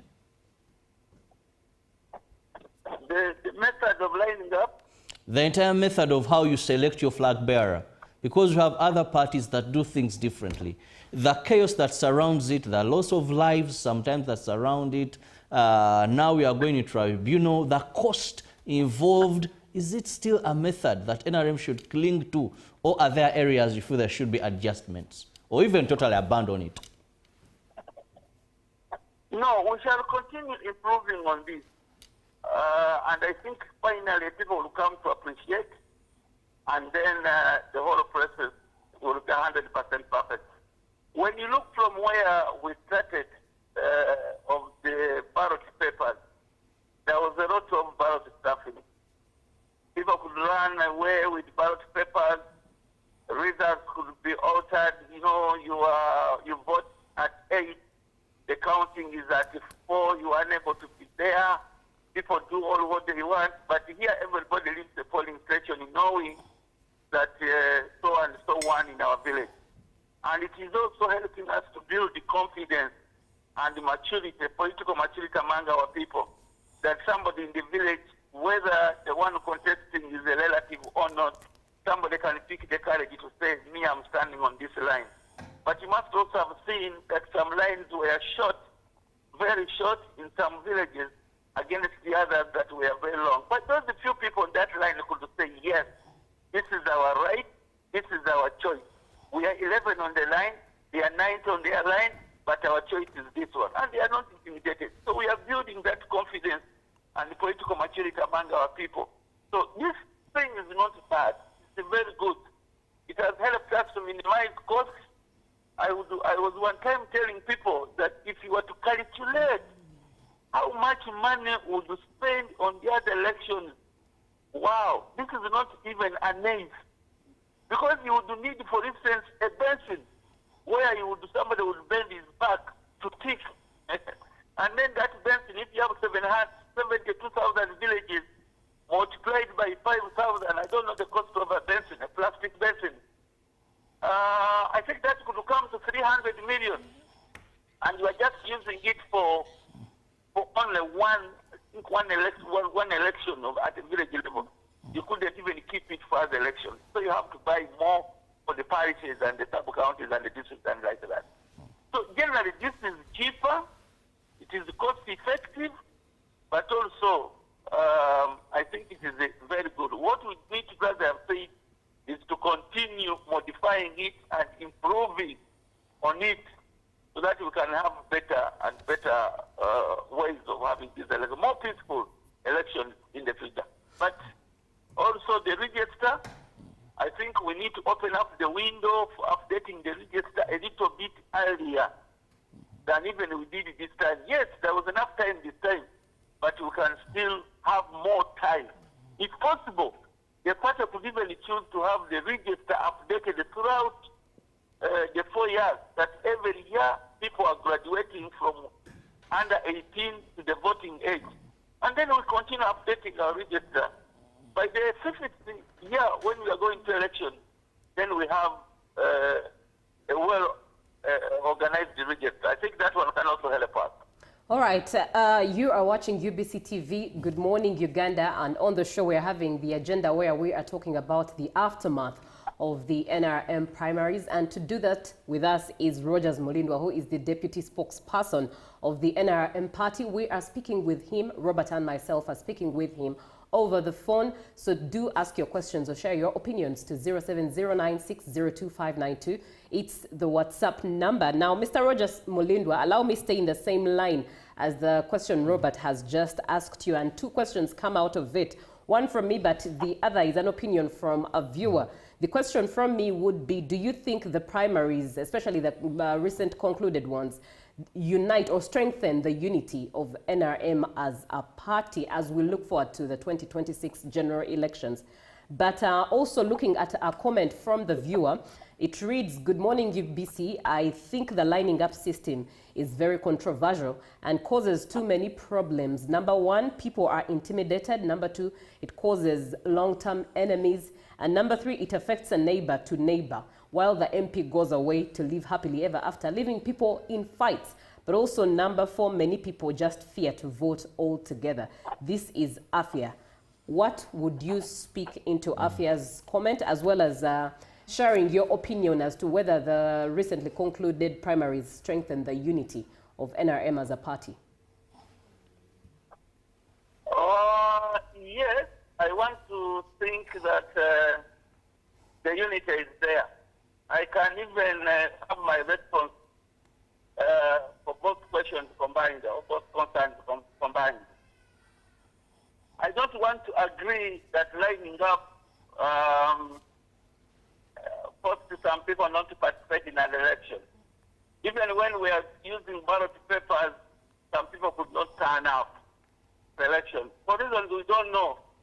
Somebody was telling me, some of them fall sick, others may be trapped and they are unable, others are held up at their places of work, that others prefer the elections to be over the weekend. And the excuses are there, but even if you have the elections over the weekend, somebody would say we prefer weekdays. So I don't want to believe that. But we just need to continue mobilizing our people so that on an election day, we have everybody turning up. They should know it is their responsibility. Everybody must have a hand in choosing his or her leader. Then when you leave it to the others and tomorrow you are complaining about Rondela movie, it wouldn't have been him. So lining up is very transparent, and I think everybody should give it a support, because the other ballot paper thing was very complicated. Very complicated, I'm telling you. Not because of the cost, but it had a lot of risks that could promote malpractices. Very, very many risks. But here, this is better. Somebody could even be suspicious. You have voted him and he comes and says, you never supported me. I don't never supported me. And you feel bad. This has ever happened to me in Ruel one time, when somebody was accusing me that I never supported him, when actually I cast my vote in his favor, and I felt bad. Somewhere I was saying, I wish I had known. That was in 1996. I said, I wish I had known. But here, when you tell me you never supported me, you have evidence. People will even take videos on it, which is okay. That was my right. I never supported you. So what? My choice was the other one. But what is important, at the end of the exercise, you must concede that you have lost if you have lost. And my appeal even to those that have won is that we must shorten the celebration. If we have had 2 days of celebration, say enough. What next? Can we move out to reach out to those people who challenged us in the election? Those you contested with. Talk to them. Lure them on your side. I would be happy, and I've said this one before, even when I was closing exercise in Great Advocate. And I told the people I would be very happy if your fellow contestants accompany you for nomination on the other day of the Byabakamas Commission. Don't continue throwing words of bitterness against these people. Don't continue shouting them. The songs that undermine them. The messages on the radio, they are bleeding. Some of them, you know what it means, how much money you spend, and then you lose out an election. you feel bad.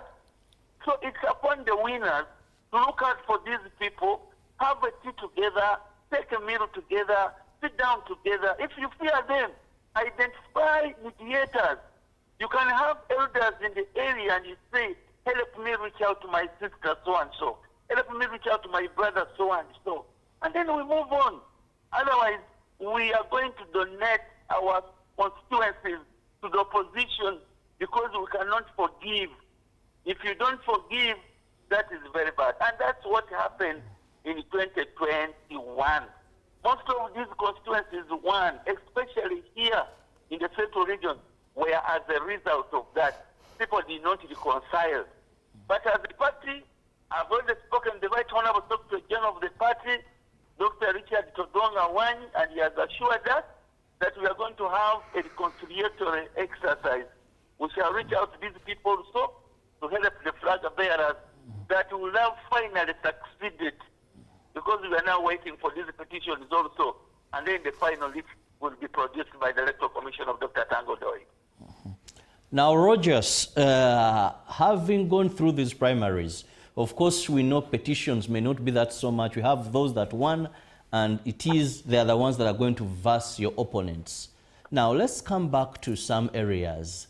How prepared are you to counter your opponents, having been done with the internal democracy?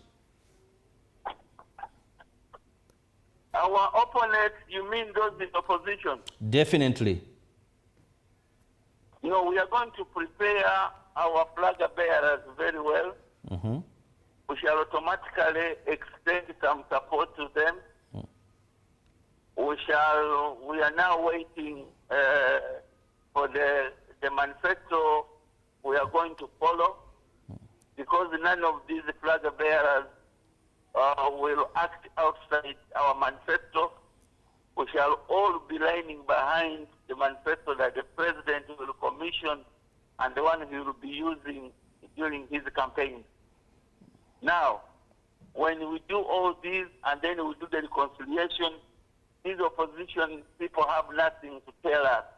Because actually, for those who are very sensitive to issues, you must have seen, Uganda's opposition has had one slogan, Museveni must go, which they have sung from the Samogere time in 1986 to Westgen 2001 until they also got tired and handed it over to Chagulani, Honorable Chagulani in 2021.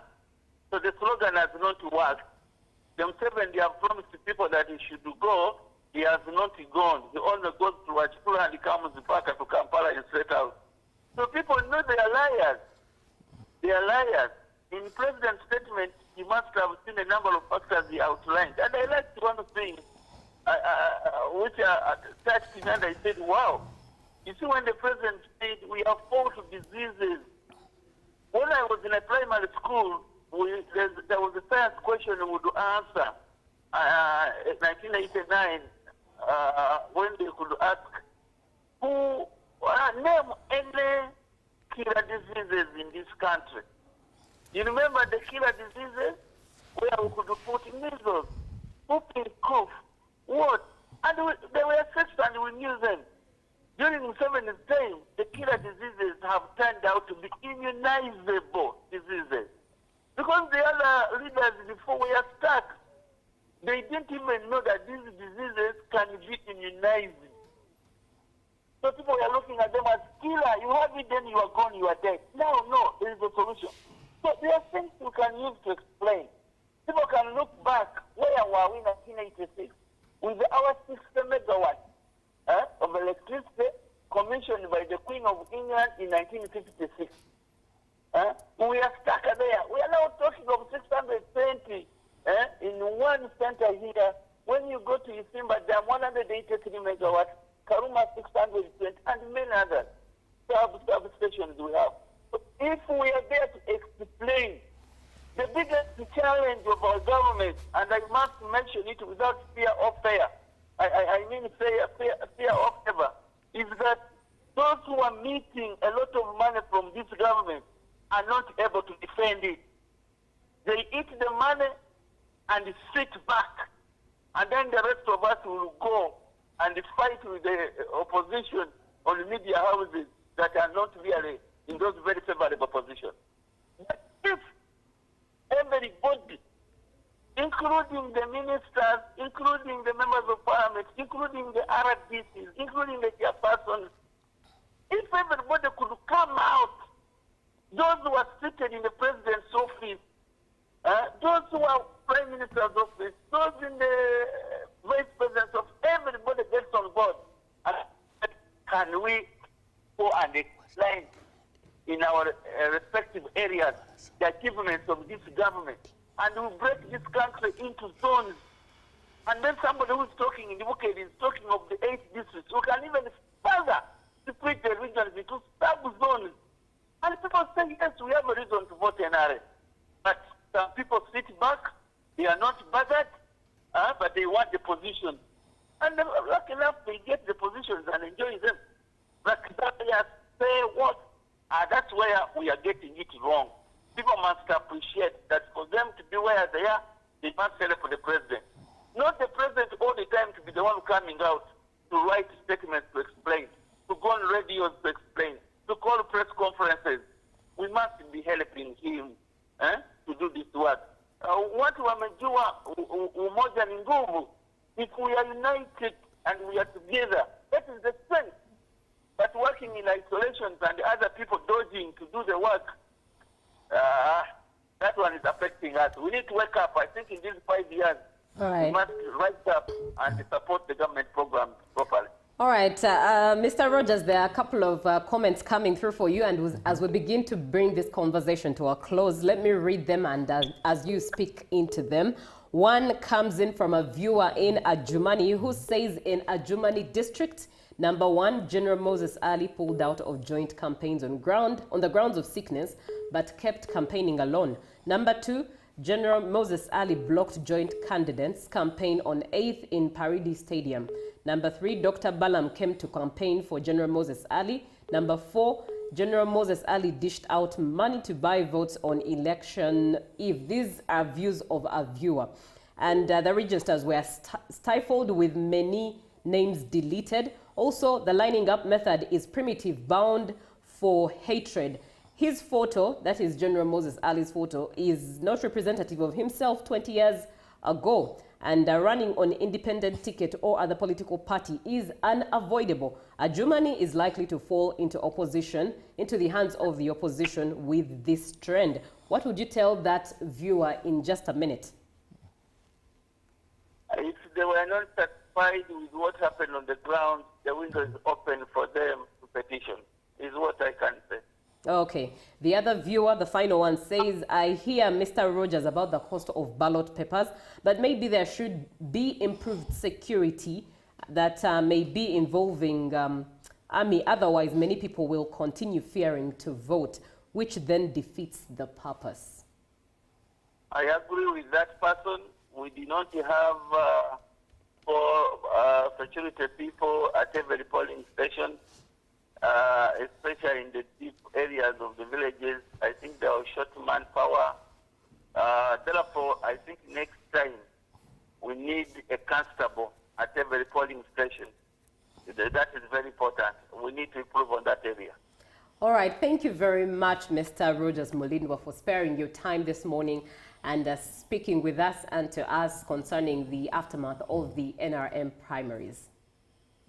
Thank you very much, too, and thank you, UBC. Where I was in the Buked, you kept monitoring us. Your staff was there on the ground, and we are very, very grateful. Let's continue working together. We don't take this one lightly. We don't want to assume because you're a government media house, you have to do it.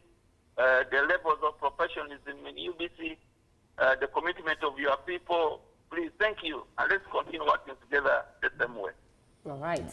And that brings us to the end of this conversation this morning. On the agenda, we've been looking at the aftermath of the NRM primaries.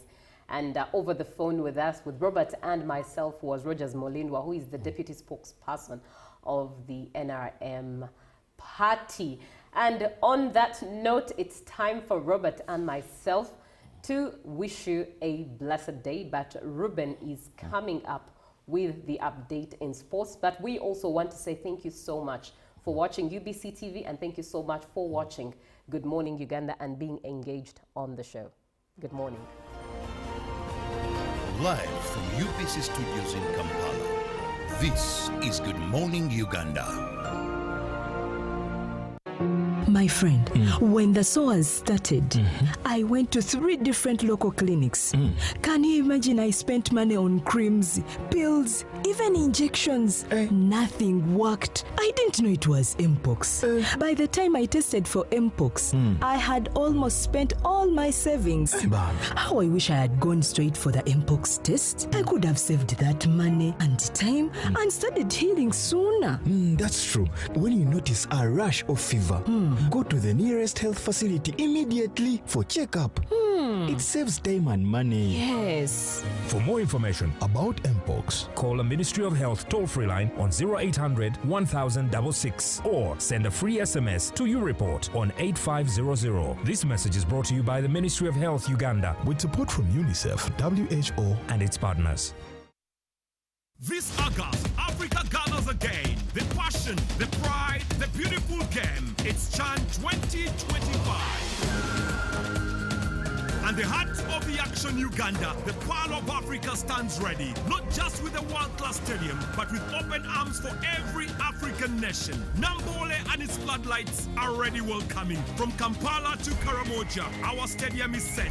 The pitch is perfect, the stage is built, and the spirit of Uganda is unmatched. Come feel the rhythm, taste the warmth, and witness hospitality like no other. Uganda welcomes all of Africa for a CHAN like never before. CHAN 2025. Unity, passion, victory. And it's all happening right here in Uganda. Don't just watch history. Be part of it.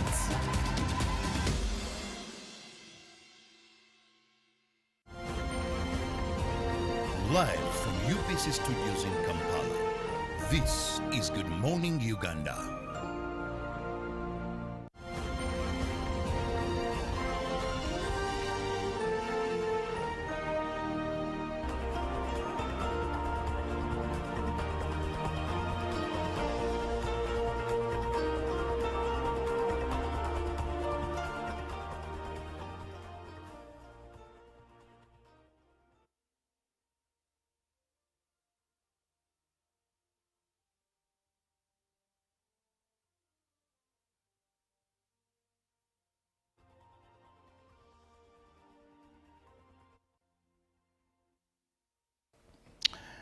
Good morning. Good to be here this morning, and of course away from the NRM aftermath of the primaries into sport. A lot has happened between Friday and now, and of course there's been transfers. We have had basketball locally here, and of course it is 12 days at the beginning of CHAN. And how ready is the Uganda Cranes? All that will be coming up. But of course, also in basketball, I was trying to call my colleague Edwin Kairi Kule to discuss matters basketball, but I couldn't get him. But anyway, good to have you on the show. And I'll start with basketball. Jen Asinde switches to Zal Marino. And of course, Jen Asinde is actually the Gazelles captain who has successfully completed a move to Zal Marino. That is the transfer we have in basketball. But of course, it's a club that plays in the second tier of the Spanish basketball. And I will be able to get that, the pictures of that is Jane Asinde. This ends the speculation that have been surrounding Asinde after confirming her departure from top-flight Spanish side Encino Lugo. While at Zal Marino, Asinde is set to reunite with Gaffer Albert Antuna, who was Gazelles' head coach in the previous Afro Basketball. Antuna revealed that Asinde is a confident who can be utilized in different positions on the court. Jane Asinde is a complete player. She will bring a physicality, energy, and versatility that was from the Gaffer. She can play both as a 3 and 4, and I'm very happy to work with her again after our experience with the Uganda national team. He added. That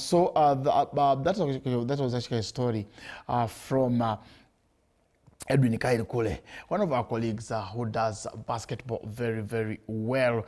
So Asinde switches to Azar Marino, that is in Spain. Elsewhere, matters basketball again. Res Life Saints sink to Thales Livingstone.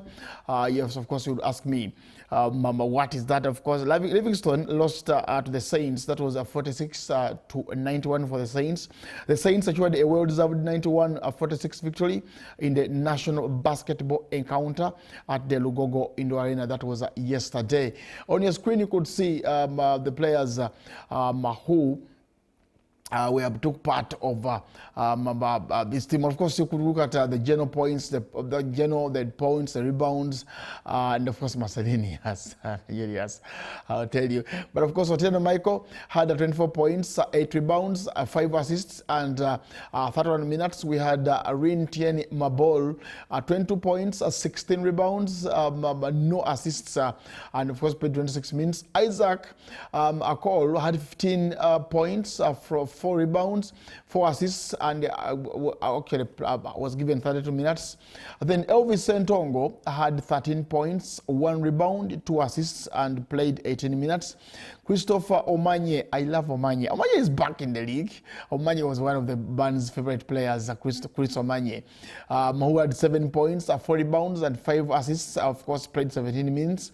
Bravo Kalibala had 6 points, no rebound, and had 1 assist, and was under 15 minutes that was given. Bruce Okulo had 6 points, 2 rebounds, and no assist. And the first had recorded 16 minutes. That's when he played. Then Francis Kasinde had 6 points, 2 rebounds, 2 assists, and played 18 minutes.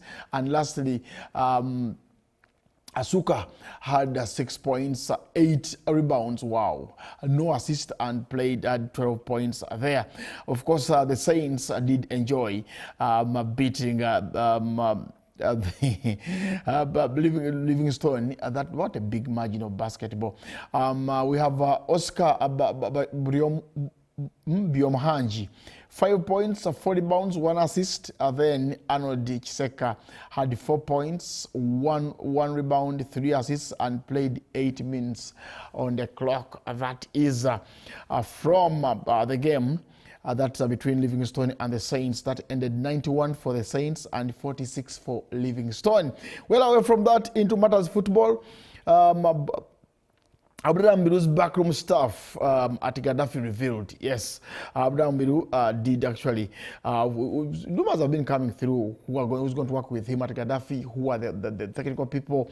Now, the backroom staff has been revealed.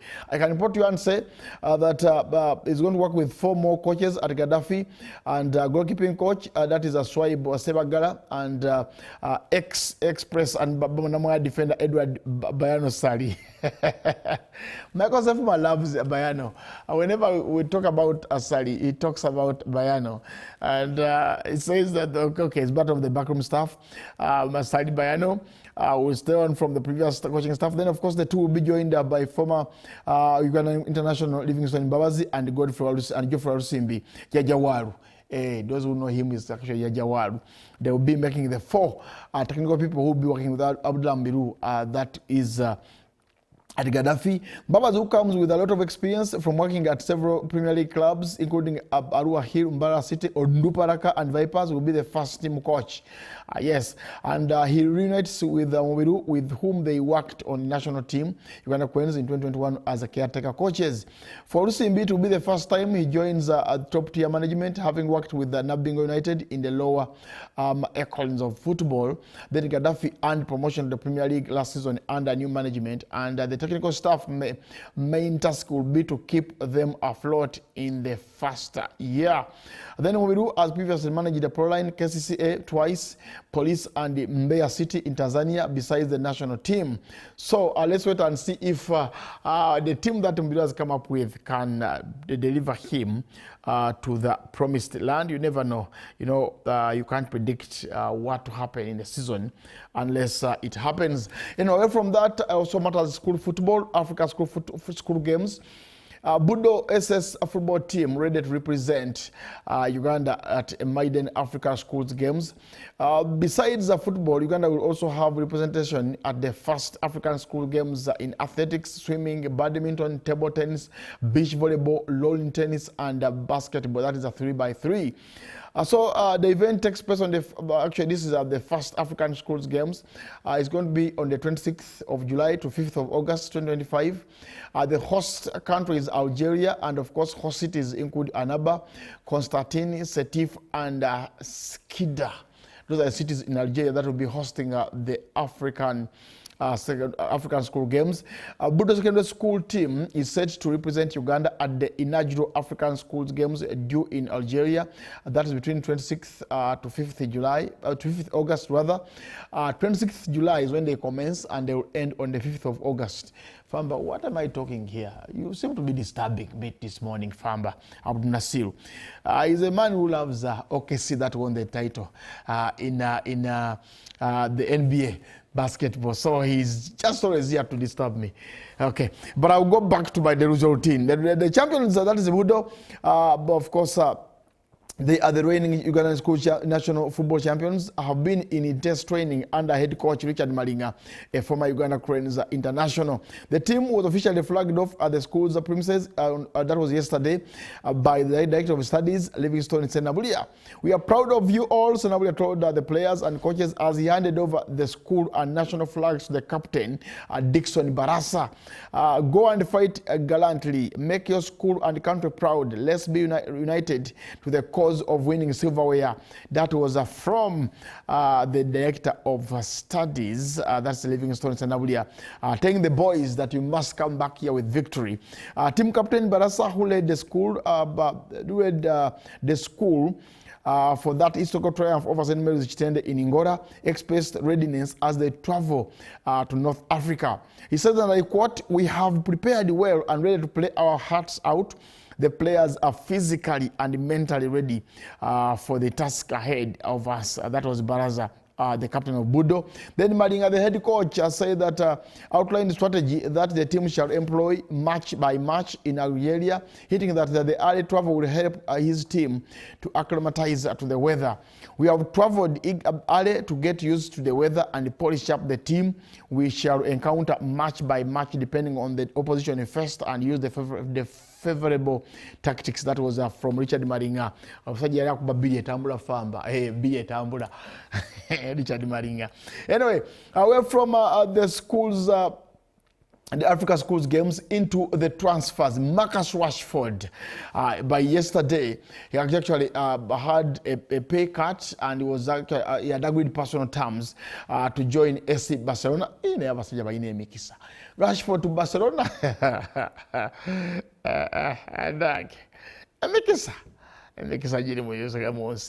Rashford to Barcelona, and this might be a done deal. On your screen you could see breaking news. Marcus Rashford to Barcelona. Here we go. Verbal agreement in principle between all parties involved, with backup planning for medical that will be in the next few days. Of course, a loan deal with an option to buy. That is what Marcus Rashford negotiated.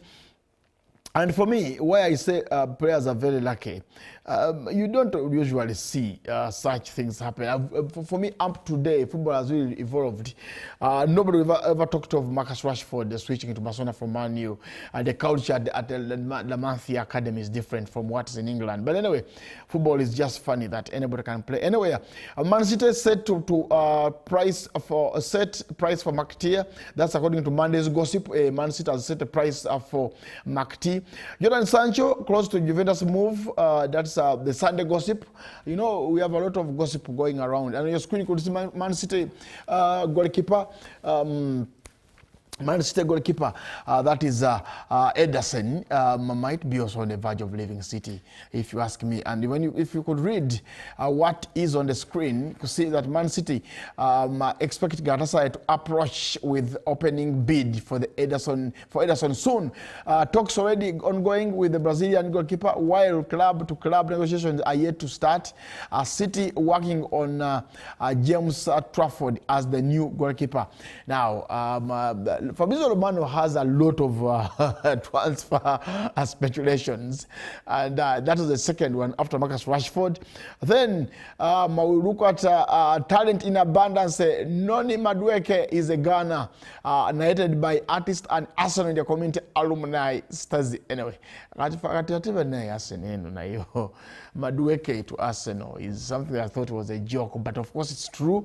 Arteta wants his man, and of course the deal has been in place, and Madueke did, actually, according to rumors, the news coming in, might have signed for Arsenal. Then Galatasaray closing in on Victor Osimhen deal. Here we go. Osimhen 40 million immediate payment, 35 in 1 year, 5 million plus add-ons based on goals, then 10% sell on clause on future profit.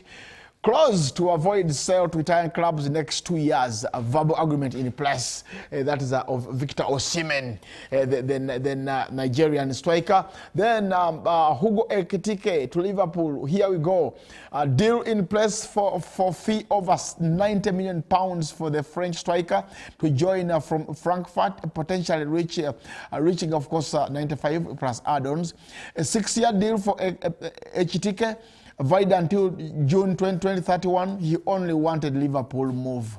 That is according to GME Sport and Kauzi Julius and Famba, he wanted only Liverpool. According to Mulondo, he tells me that also there was another offer from other clubs that the player wanted Liverpool. Then Pierre-Emerick Aubameyang, official, is this French? We are now bringing French here. But anyway, Aubameyang might be on the move to Saudi Arabia. Aubameyang is might sign for Etiagrak. I'm not going to speak Arabic, fam, but you can help me here on the Arabic. But anyway, West Ham, of course, you could see they signed the player from, they got him from Southampton. Yes, but that's what I saw yesterday. That is Kylie Walker-Peters is now I almost said he's going to say he's a Gunner. No, he's not a Gunner. He's actually a born player at West Ham. He was signed on a free transfer and given a 3-year deal by West Ham. So a lot of transfers happening. I have not heard of AC Milan, Julius, but of course I'll get back here tomorrow and talk transfers and talk about Milan. But for those who want to join us, you can always tune into UBC TV every Monday to Friday. We're here. I'll take you through, of course, the first team here is Julie and Robert Chirabo. Then I come on to wind it up with sport. But I have messages here coming through. Okay. Wow. Somebody is asking me about Noni Madueke and Arsenal. Okay.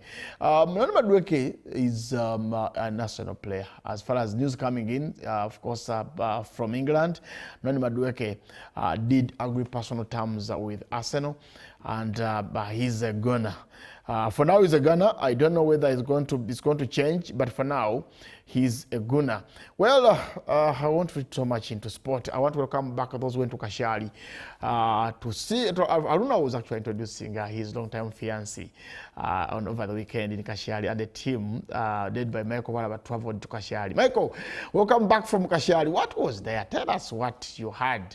I'm sure that I was told the land of milk and honey welcomed you as a team, and you were one of the people who benefited. So you'll be telling me off air what transpired in Kashari and where the next party would be after Mtesasira committing to the long-time girlfriend to finally take her home. And I'm happy that visiting, you see, as a parent, when your daughter brings a friend to home, you feel secure, you feel proud, and say that there's no Kawundo here. So Michael, what will be telling us? What transferred in Kashari? Anyway, I've got to go. Join us tomorrow, 6:30. We'll be here. But of course, Robert Chalo is coming up with GMU Extra. Good morning.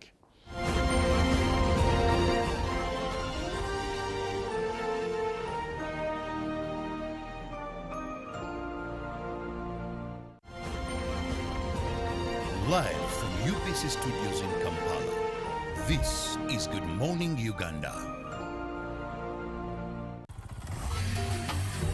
Hello, Kampala, Uganda. In response to the national call of strengthening the traffic security, Good Products Group HGO brand has officially launched the Rider Selection Campaign. Registration is now open.